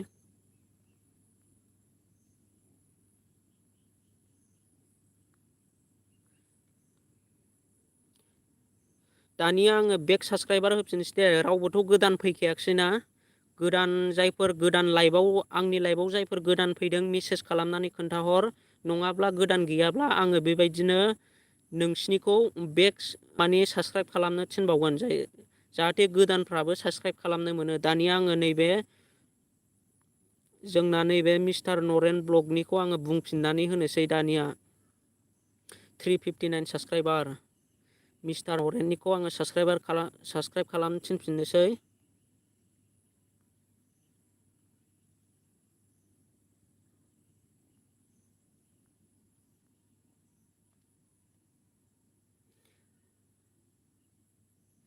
रिंखां क्रेसन हेल' ब्रादार, आं चिकेन चावमिन जादोंमोन। आदसा ब्र बरिया दे, जेबो नङा। जायखिया नोंसोरो नैबे आं दा लिंक होनायाव क्लिक खालामनानै जायफोर नैबेनिखौ गोदान फैदोंमोन ना, जोंना नैबे मा होनो जोंना HB स्टेटासआ गोदान फैदोंना आंनि लाइभआव, जायफोरा साबस्क्राइब खालामाखै, जायफ्रा गोदान फैनानै दङ, बे फुराना आंनि लाइभआव थाखानायफोरखौ साबस्क्राइब खालामनानै होबानो जाबाय।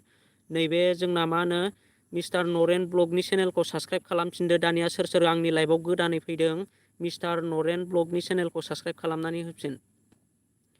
आकाश ब्लग आंनिखौबो चेनेल होफिन आदा, सिन्था खालामनाङा, आं होफिनजोबगोन गासिनिखौबो। दिनैल' फैया, गाबोनबो फैबावगोन आं बेबायदिनो। दा नोंसोरो सापर्ट होबानो जाबाय आंखौ।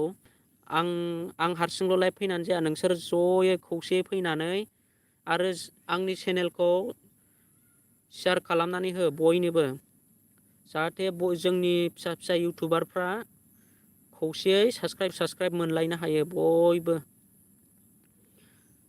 नोंसोर आंनि चेनेलखौ लिंक होनानै होबानो जाबाय। जायफोर इउटुबारफोर फिसाजों फिसा जोङो बिदिनो ज' जानानै साबस्क्राइब खालामनानै लालायगोन।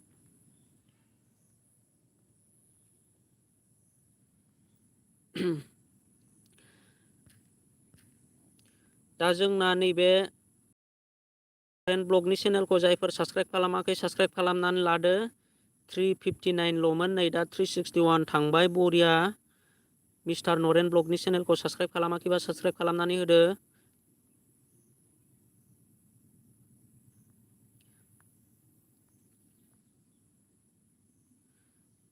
मिस्टार नरेननिखौ खालामबाय, थुलुंगा टेगा खालामनानै होबाय। रिंखां क्रेसन नेक्स्ट टाइम फिक्स खालामना ला ब्रादार, सामफ्रामबो प्रम'सन लाइभ हो। औ रिंखां क्रेसन ब्र, आं बारनिफ्राय बेबायदि टाइमावनो लाइभ फैनो नाजागोन। नोंथांमोनाबो फैबानो जाबाय आं लाइभ फैनायजों लोगोसे।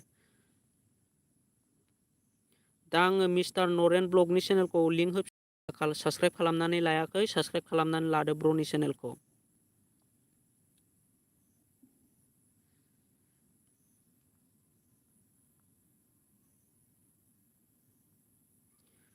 दा लाइभआव सोर सोर दं मेसेज खालामनानै खोन्थाहर बयबो। जाय साबस्क्राइब खालामखादों, आं खालामखांबायबा आं सापर्ट खालामखांबाय, बेबायदि लिरहर कमेन्टआव। मिस्टार नरेन ब्लग कमेन्टबो खालाम, आंबो खालामहैफिनगोन। आदसा, आं मिस्टार नरेन ब्लगनि भिडिअ'आव कमेन्टजों लोगोसे लाइक खालामनानै फैदो। ओमफ्राय आं नोंनिखौ सापर्ट खालामबाय बा आं नोंनिखौ हेल्प खालामबाय, बेबायदिनो मोनसे कमेन्ट लिर। साबस्क्राइब कमेन्टखौ लिरनो नाङा ब्रमोन, आं होनबाय थायो। साबस्क्राइबखौ जोंना इउटुबनि नोजोराव बियो कमेन्टआ माबा जायो। दानिया जोंना नैबे MS बड' 4K MS बड' 4K नोंथांखौ आंनि लाइभआव फैनायनि थाखाय बरायबाय। दा आं नोंनिखौबो साबस्क्राइब प्रम'सन खालामनानै होगोन। आदा आंनिखौबो साबस्क्राइब होनो थिनदो, लिंकआवबो हो आदा। आदसा होगोन, लाइभआवल' थाबाय था, आं गासिनिखौबो होखायो। बायगश्री बसुमतारी आंनिखौबो साब खालामदो फ्रेन्ड। अके बायगश्री बसुमतारी, लाइभआव फैनायनि थाखाय थेंक इउ नोंथांखौ। आङो नोंनि चेनेलखौबो लिंक होना होगोन। दा सोर गोदान फैदों मेसेज खालाम आरो गोजामफ्राबो थांनो नाङा। आं गोजामफोरनि लिंकखौबो आङो खनसे होफिनबावगोन। दानिया आङो नैबेनि चेनेलाव थांनानै नायनोसै MS बड' 4K नि चेनेलखौ भिजिट खालामनानै नायनोसै दानिया। 358 साबस्क्राइबार 75 भिडिअ। दा आङो ब्र'नि चेनेलखौ साबस्क्राइब खालामबाय। आंनि चेनेलखौ साबस्क्राइब खालामाखैबा साबस्क्राइब खालामनानै लाबानो जाबाय ब्र'आ। दा आं नोंनि चेनेलखौ लिंक होनानै होनोसै डिसक्रिपसनाव।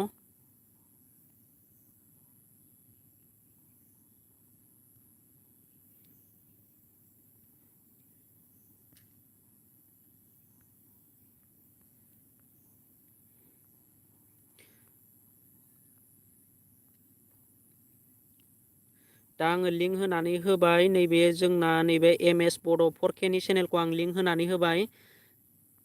दा साबस्क्राइब खालामनानै फैनो हासिगोन नोंथांमोना जायफोर साबस्क्राइब खालामाखै ब्र'नि चेनेलखौ साबस्क्राइब खालामनानै फैदो। 360 साबस्क्राइबार बिनि आङो टटेल साबस्क्राइबारखौ लादों 370 साबस्क्राइबार खालामनानै होदो ब्र'नि चेनेलखौ। आङो बिदिनो MS बड' 4K नि चेनेलखौ 370 साबस्क्राइबार खालामनानै हो ब्र'मोन। लाइभआव सोर दङ? 362 साबस्क्राइबार जाबाय दे। 363 370 टारगेट लादों आङो ब्र'मोन। लाइभआव सोर फैदों साबस्क्राइब खालामनानै हरजोबदो गासिबो। MS खालामबाय ब्र'निखौ उदांसार खालामबाय। आदसा जोंना उदांसार ब्र'आबो खालामना होबाय। 364 साबस्क्राइबार मोनबाय दे ब्र'आ। दा MS बड' 4K आबो थांनो नाङा। नोंथाङाबो नोंथांनि चेनेलखौ जाय साबस्क्राइब खालामदों नोंथाङाबो बेक साबस्क्राइबार हरफिनबानो जाबाय बिसिनिखौ। रामसियारि ब्लग MS बड' 4K निखौ खालामबाय आं। आदसा रामसियारि ब्र' बरिया। जायफोर साबस्क्राइब खालामाखै साबस्क्राइब खालामनानै होदो। 365 साबस्क्राइबार मोननो हाबाय MS बड' 4K ब्र'आ। थुलुंगा टेग खालामबाय। आदसा जोंना थुलुंगा ब्र'आबो खालामना होबाय। 365 साबस्क्राइबार 370 टारगेट लादोंमोन आङो। जायफोर साबस्क्राइब खालामाखै साबस्क्राइब खालामनानै होदो। लिंक होना होखादों डिसक्रिपसनाव। दा जोंना सोर आंनि लाइभआव गोदानै फैदों मेसेज खालामना खोन्थाहर। आं चेनेल प्रम'सन खालामना होगोन गासैनिखौबो। MS बड' 4K निखौ खालामबाय आं ब्र'। आदसा जोंना नैबे HB बड' स्टेटास सादा खालामनानै होबाय। सोरबाफोर खालामनांगौ दंबावोबा खालामनानै होदो।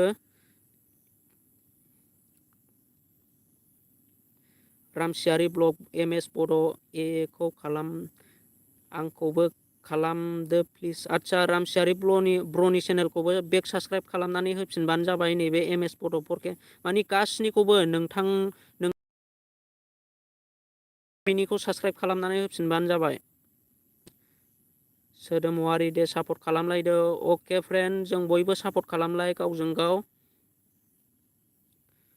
दानिया आङो नैबेनि चेनेलखौ साबस्क्राइब खालामनानै डिसक्रिपसनाव होनानै होनोसै। जोंना नैबे बायग'स्रि बसुमतारी फ्रेन्डआ थांखो ना माखोथाय। बायग'स्रि बसुमतारी लाइभआव दङब्ला मेसेज खालामनानै खोन्थाहर। नोंनि चेनेलखौ आङो भिजिट खालामनोसै। लाइभआव दंना गैला नोंथांनिखौ आङो डिसक्रिपसन होनानै होगोन दङब्ला आंनि लाइभआव दङब्ला।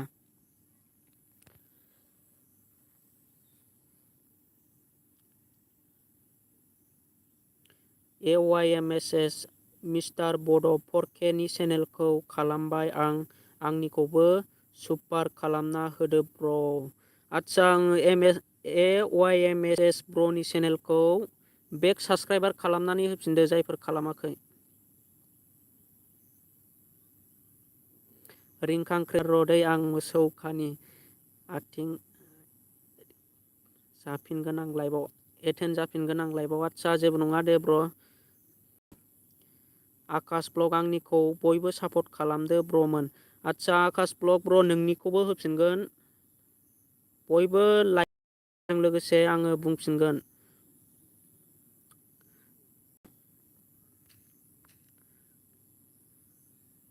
जोंना टटेल 366 साबस्क्राइबार मोननो हाबाय MS बड' 4K आ। दानिया जोङो सोरबाफोर गोदान दंबावोबा मेसेज खालामनानै खोन्थाहर। दानिया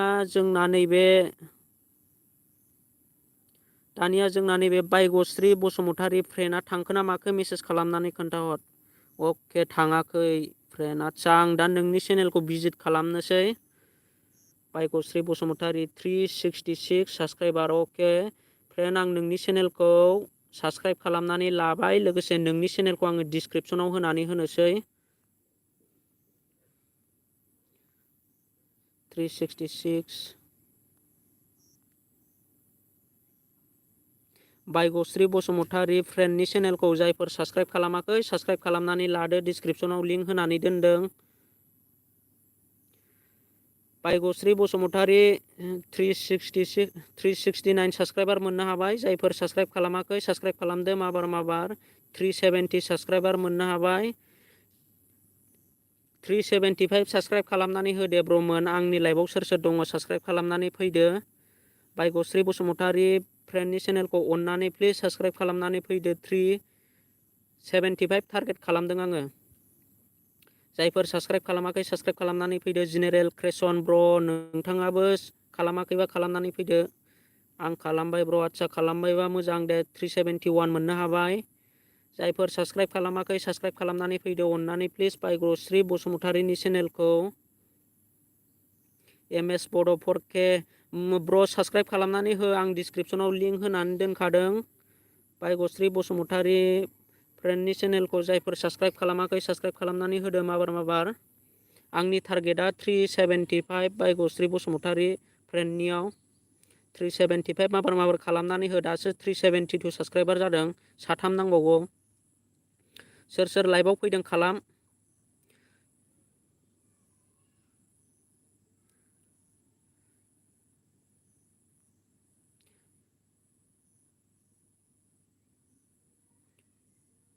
सोदोमवारि खालामबाय, बायगश्री खालामबाय। जोंना सोदोमवारियाबो बायगश्रीनिखौ साबस्क्राइब खालामनानै होबाय।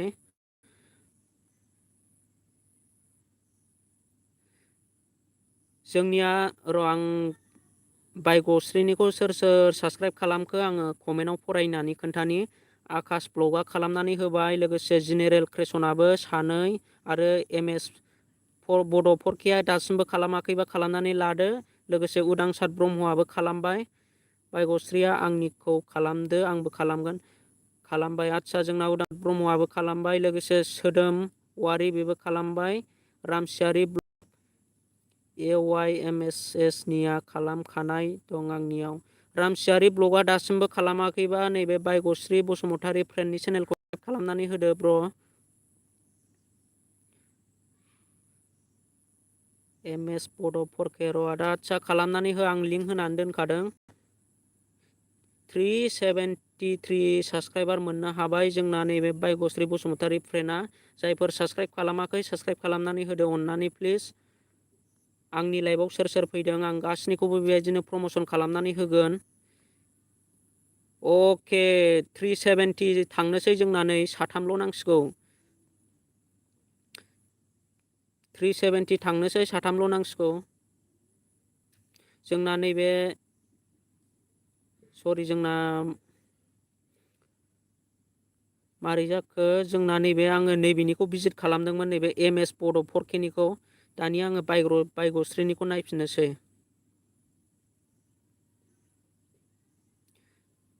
373 जोंनिया नै टारगेटआ कमप्लिट जाबाय बायगश्री बसुमतारीनिया। आरो सोरबाफोर साबस्क्राइब खालामनांगौबा साबस्क्राइब खालामनानै होदो।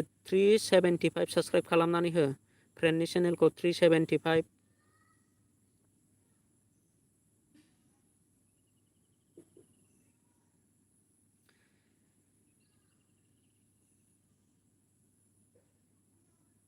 रामसियारि ब्लग बायगश्रीनिया खालामखानाय दं आंनियाव।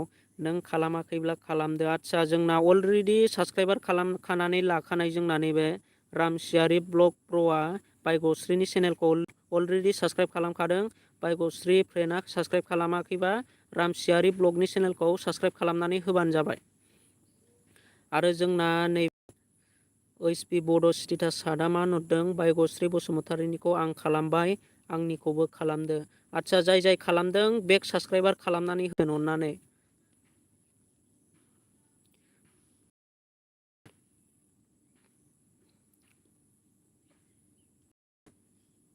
दा लाइभआव सोरबाफोर गोदान फैदोंबा मेसेज खालामना खोन्थाहर। आरो आं गोजामफोरनि लिंकखौबो आङो बेक साबस्क्राइबार खालामनो थिनफिनगोन, बेक लिंक होना होफिनगोन आङो डिसक्रिपसनाव। आं लाइभआव बारा गोबाव थाला ब्रमोन, आङो दा बेसेबां जाखो 6:20 आङो 6:30बा लाइभखौ बन्द खालामगोन 6:30आव।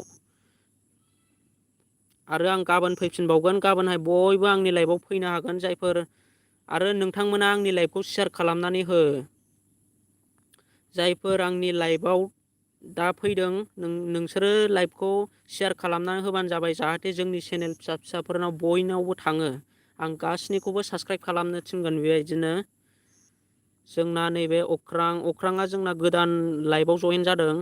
हाय आदा निउ, आदसा अख्रां ब्र, नोंनिखौबो आङो साबस्क्राइब माने डिसक्रिपसनाव लिंक होनानै दोनगोन, साबस्क्राइब खालामनो लाइभआव थाबाय था। सोरबाफोर गोदान फैदोंब्ला आं खोन्थाहर बयबो। उदांसार ब्रह्म, बेक लिंक खालामफिनदो ब्र गासैखौबो। आदसा खालामगोन ब्र। फार्स्टआव आङो गोदान फैदोंब्ला गोदाननिखौ खालामग्रोगोन फार्स्ट टाइमाव, बिनि उनाव नोंसिनिखौबो आङो बेक खालामना होफिनगोन। दा आङो अख्रांनि चेनेलखौ भिजिट खालामनानै नायनि।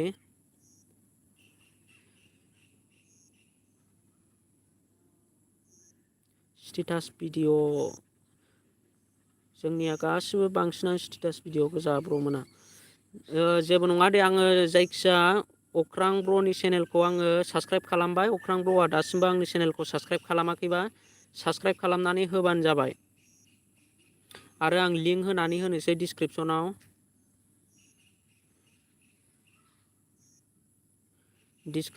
लिंक होनानै होनोसै आङो ब्रनि चेनेलखौ। नैबे अख्रां ब्रनि चेनेलखौ साबस्क्राइब खालामाखैबा साबस्क्राइब खालामनानै फैदोलाय।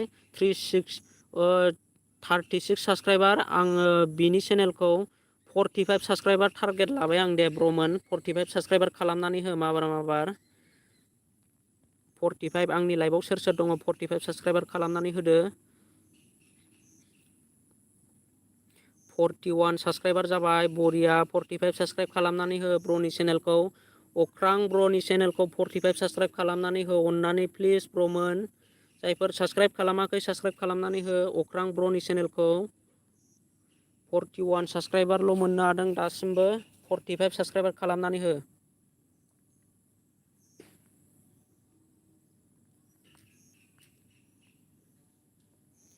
अख्रांनिखौ खालामबाय जोंना थुलुंगा ब्रआ। 43 साबस्क्राइबार जाबाय दे। 45 साबस्क्राइबार खालामनानै हो। ओइस पि बड' स्टेटास बेबो खालामबाय। रुनालि बाग्लारि, आदा गाबोन लाइभ फै। आदसा आं फैबाय थागोन एबारनिफ्राय, नोंसोरो आंनि लाइभ फैनायाव फैबानो जायो। आं हारसिंल' फैनानै जाया, नोंसोरबो फैनांगोन लाइभआव। आंजों लोगोसे थाफानांगोन नोंसोरबो, होनबासो लाइभआ जागोन। नोंसिनि थाखायसो लाइभ फैगोन ब्रमोन, ओंखायनो लाइभआव जोङो बयबो फैबानो जाबाय। आं लाइभ फैबाथाय आङो बिदिनो टाइम होनानै दोनखागोन, टाइमखौ खयथायाव फैगोन आङो लाइभखौ खयथायाव फैगोन आङो टाइम होनानै होखागोन कमिउनिटि पस्टआव। नोंथांमोना अन होनानै लाबानो जाबाय, बे बेल आइकनखौ अलाव होनानै लाबानो जाबाय। आं लाइभ फैनायजों नोंसोरबो फैनायजों बेबायदि खालाम। अख्रां ब्रनि चेनेलखौ जायफोर साबस्क्राइब खालामाखै साबस्क्राइब खालामनानै होदो ब्रमोन अननानै। आङो डिसक्रिपसनाव लिंक होनानै दोनदों।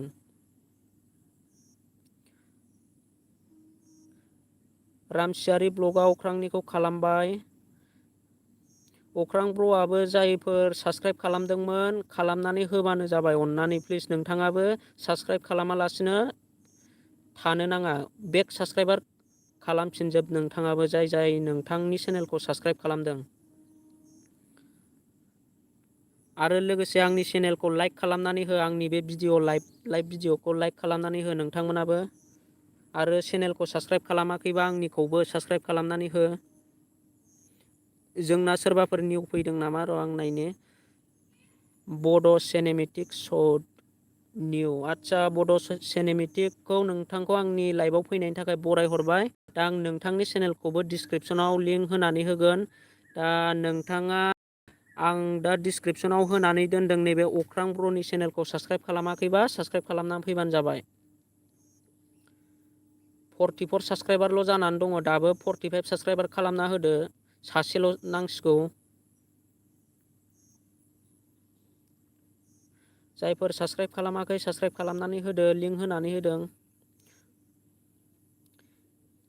MS बड' 4K साबस्क्राइब खालामाखैबा साबस्क्राइब खालामना होदो ब्र अख्रां ब्र'नि चेनेलखौ अके 45 टारगेट कमप्लिट जाबाय अख्रां ब्र'नि चेनेला आरो अख्रां ब्र'आ दा थांनो नाङा नोंथाङाबो बेक साबस्क्राइबार खालामनानै होफिन जाय नोंनिखौ साबस्क्राइब खालामदों नोंबो बेक साबस्क्राइबार खालामनानै होफिन दा आङो नैबेनिखौ लिंक होनानै होनोसै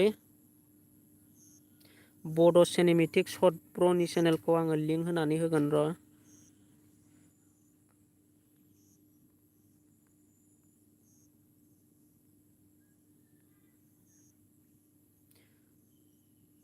वन 41 साबस्क्राइबार 3 भिडिअ ब्र माथो नोङो भिडिअखौनो आपल'ड खालामा भिडिअखौ आपल'ड खालामबाय था दा आं नोंनि चेनेलखौ साबस्क्राइब खालामबाय नोङो साबस्क्राइब खालामाखैबा साबस्क्राइब खालामनानै होबानो जाबाय आंनि चेनेलखौ दा आङो लिंक होनानै होनोसै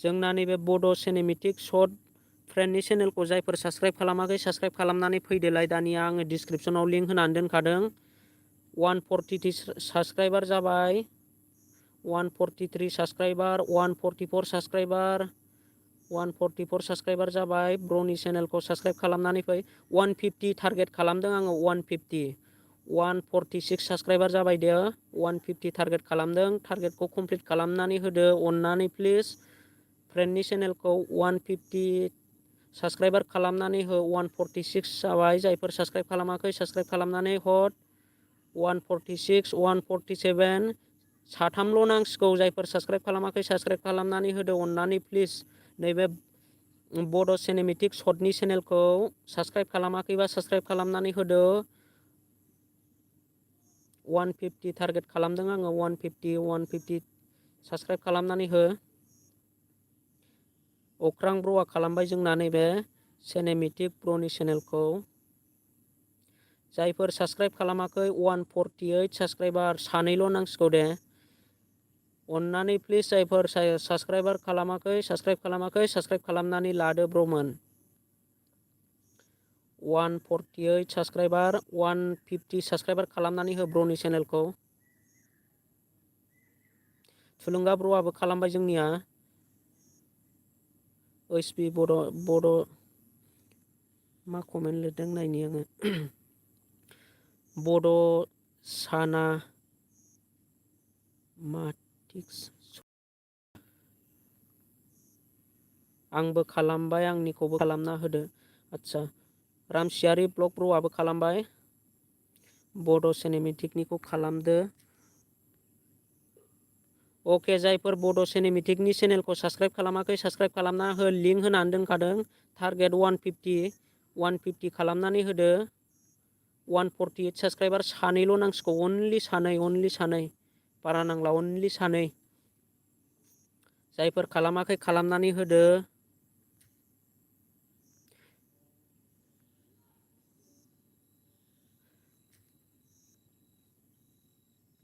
सासेल' नांसिगौ 149 साबस्क्राइबार जाबाय सासेल' नांसिगौ जायफोर साबस्क्राइब खालामाखै साबस्क्राइब खालामनानै होदो अननानै आंबो खालामबाय आंनि चेनेलखौ सापर्ट खालामना होदो आदसा आङो नोंनिखौ होफिनगोन बड' सिनेमेटिक शर्ट जाय साबस्क्राइब खालामदों रोजा साबायखर आदसा बड' सिनेमेटिक शर्ट नोंथाङा जाय साबस्क्राइब खालामदोंना नोंथाङा बेक साबस्क्राइबार खालामनो होफिनबानो जाबाय अननानै प्लिज गावजों गाव सापर्ट होलायनांगौ नोंथाङाबो जायनि चेनेलखौ नोंथांनि चेनेलखौ जाय साबस्क्राइब खालामदों नोंबो बेक साबस्क्राइब खालामनानै होफिन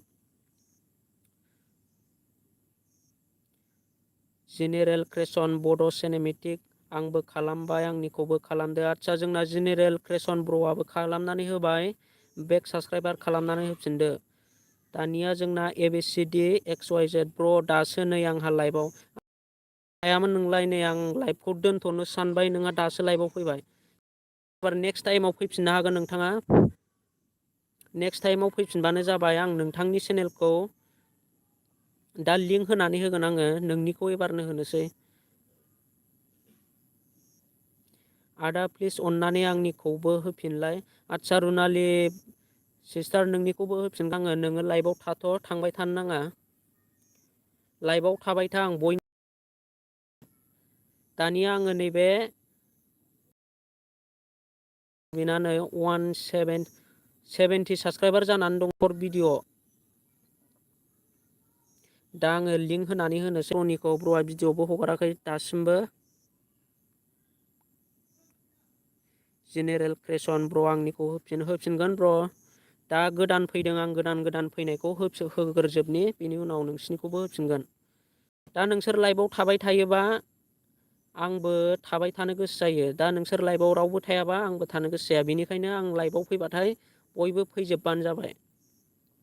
सोदोम वारि बाय बाय। आं थांथ'सै।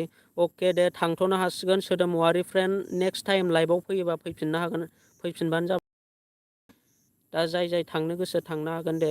लाइभआव नेक्स्ट टाइमाव फैफिनबानो जेबो नङा। जोंना नै आं लिंक होनानै दोनदों नैबे ABCD XYZ ब्र'नि चेनेलखौ साबस्क्राइब खालामाखैबा साबस्क्राइब खालामनानै फैदो ब्र'नि चेनेलखौ। आं लिंक होनानै दोनदों नैबे ABCD ब्र'नि चेनेलखौ। जायफोर साबस्क्राइब खालामाखै साबस्क्राइब खालामनानै होदो।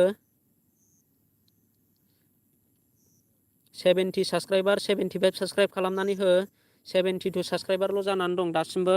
75 साबस्क्राइब खालामनानै हो अननानै ABCD XYZ। ब्र' नोङो नामखौ एसे दस्रा लायोब्ला मोजां जागौ। 74 अके, सासेल' नांसिगौ साबस्क्राइबार। 175 सरि 75 साबस्क्राइबार जानो सासेल' साबस्क्राइबार नांसिगौ। बड' लकेल ब्र'आ खालामनानै होबाय जोंना नैबे ABCDखौ। जायफोर खालामाखै खालामनानै होदो। लिंक होनानै दोनदों डिसक्रिपसनाव। लिंकआव क्लिक खालामदो, साबस्क्राइब खालामनानै होदो। लोगोसे कमेन्ट खालामनानै फै भिडिअआव आं सापर्ट खालामबाय होननानै साबस्क्राइब खालामनानै फैबानो जाबाय। ABCD आं बानायबाय, आंखौबो सापर्ट खालामदो। जेनेरेल क्रेसन ब्र'आ साबस्क्राइब खालामनानै होबाय। लोगोसे HP बड' स्टेटासआबो ABCDनिखौ होबाय। लोगोसे उदांसार ब्रह्म आंना खालामखानायसो। उदांसार ब्रह्मना अलरेडि खालामखानायसो। जायफोर खालामाखै साबस्क्राइब खालामनानै होदो ABCD ब्र'नि चेनेलखौ। अननानै 75 साबस्क्राइब खालामनानै हो। 74ल' जादों दासिमबो। जायफोर साबस्क्राइब खालामाखै साबस्क्राइब खालामनानै होदो ब्र'मोन। आंबो लाइभआव बारा गोबाव थाला, थांनोसै। आंबो लाइभआव गाबोन नेक्स्ट टाइमाव फैफिनगोन। बयबो फैबानो जाबाय। जाय दा आंनि लाइभआव सोर फैदोंमोन गाबोनहाय बयबो फै। आङो कमिउनिटि पस्टआव मा टाइमाव फैगोन आङो बेखौ होनानै दोनखागोन, लिरनानै दोनखागोन आङो। गाबोन नोंथांमोना बयबो फैफिनबानो जाबाय आंनि लाइभआव।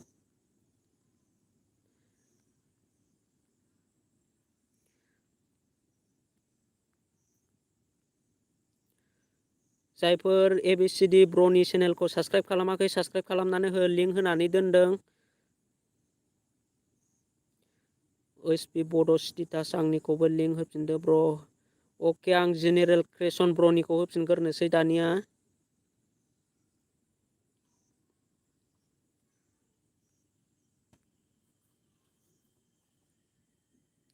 लोगोसे आंनि लाइभखौबो लाइक खालामनानै थां ब्र'मोन। आरो साबस्क्राइब खालामाखैबा साबस्क्राइब खालामनानै थांबानो जाबाय। डाइरेक्ट लाइभल' फैनानै जाया, आंनि चेनेलखौबो सापर्ट खालामलांबाय थानांगोन नोंथांमोना। आङो नै दा जेनेरेल क्रेसन ब्र'निखौ आङो लिंक होना होफिनदों। जायफोर साबस्क्राइब खालामाखै साबस्क्राइब खालामनानै होबानो जाबाय। जायफोर गोदान फैदोंमोन, गोदानै फैनानै दङ, आं लिंक होनायाव क्लिक खालामनानै साबस्क्राइब खालामनानै होबानो जाबाय।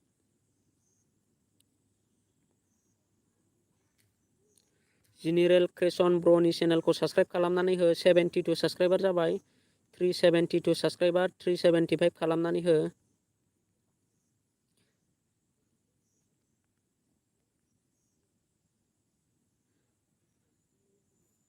आंनि चेनेलखौबो जायफोर साबस्क्राइब खालामाखै साबस्क्राइब खालामनानै हो अननानै प्लिज। जों बयबो सापर्ट होलायनांगौ गावजों गाव। ओइसपि बड' स्टेटास ब्र थांखो ना माखो नोंथाङा कमेन्ट खालाम आरो आङो होफिनगोन जाय जोंना नैबे बड' लकेला मा नुदों आं थांथ'नोसै आदा बाय बाय गाबोन लोगो मोनफिनगोन। आदसा ब्र गाबोन लोगो हमफिनबानो जाबाय। खौबो होफिनदो। अके ब्र होफिनगोन। लाइभआवल' थाबाय था आरो आंबो लाइभखौ बारा गोबाव होनो सानाखसै गाबोनहाय फैफिनसिगोन गाबोन लोगो मोनफिनसिगोन जोंहा बयबो गाबोन फैफिनलायबानो जाबाय। आं बेबायदिनो प्रमसन खालामबाय थागोन।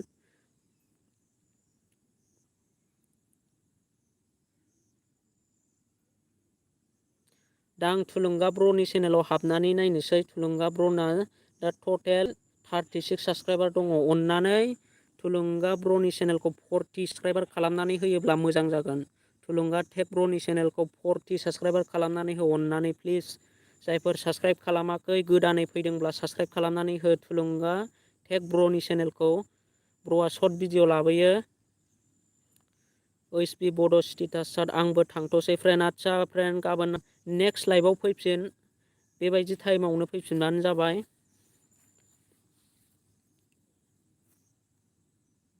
उदांसार ब्रह्म ब्र'आ खालामखानायसो। जायफोर थुलुंगा टेक ब्र'नि चेनेलखौ साबसक्राइब खालामाखै साबसक्राइब खालामनानै होदो। जायफोर गोदानै फैदोंमोन 339 अननानै 40 साबसक्राइबार खालामनानै हो। सरि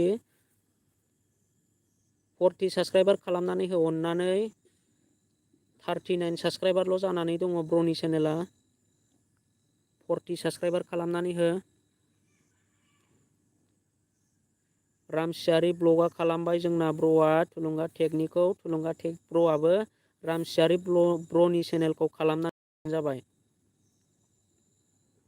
थुलुंगानिखौ आंबो खालामबाय फ्रेन्ड आंनिखौबो खालामदो। आदसा जोंना बेबायदिनो खालामनानै लालायजोब गासिबो।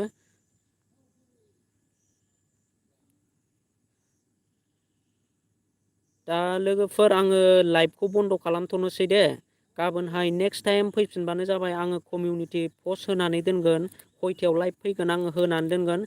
नोंथांमोना आंनि लाइभ फैबाथाय नोंथांमोनाबो फैबानो जाबाय। नटिफिकेसनखौ अन होनानै ला ब्र'मोन। गाज्रि दामोन जाय माबा प्रमसन खालामजानो लुगैदोंमोन। आं गाबोन नेक्स्ट खालामफिनजोबगोन गासिनिखौबो। नोंसोरो आंनि लाइभआव फैबानो जाबाय। आरो जायफोर शेयार खालामाखै आंनि चेनेलखौ अननानै चेनेल फिसा फिसाफोरनो मा होनो शेयार खालामनानै होबानो जाबाय। आंनि चेनेलखौ शेयार खालामनानै हो चेनेल फिसा फिसाफोरनो। जाहाथे जोङो बयबो फैनानै साबसक्राइब लालायनो हायो ब्र'मोन। दा आं लाइभखौ बेखिनियावनो दोनथ'बाय। आंनि लाइभआव फैनायनि थाखाय बयनिसिमबो रोजा रोजा साबायखर ब्र'मोन। नेक्स्ट भिडिअ गाबोननि लाइभआव लोगो मोनफिनगोन नोंथांमोनखौ। दा आं लाइभखौ बेखिनियावनो दोनथ'बाय।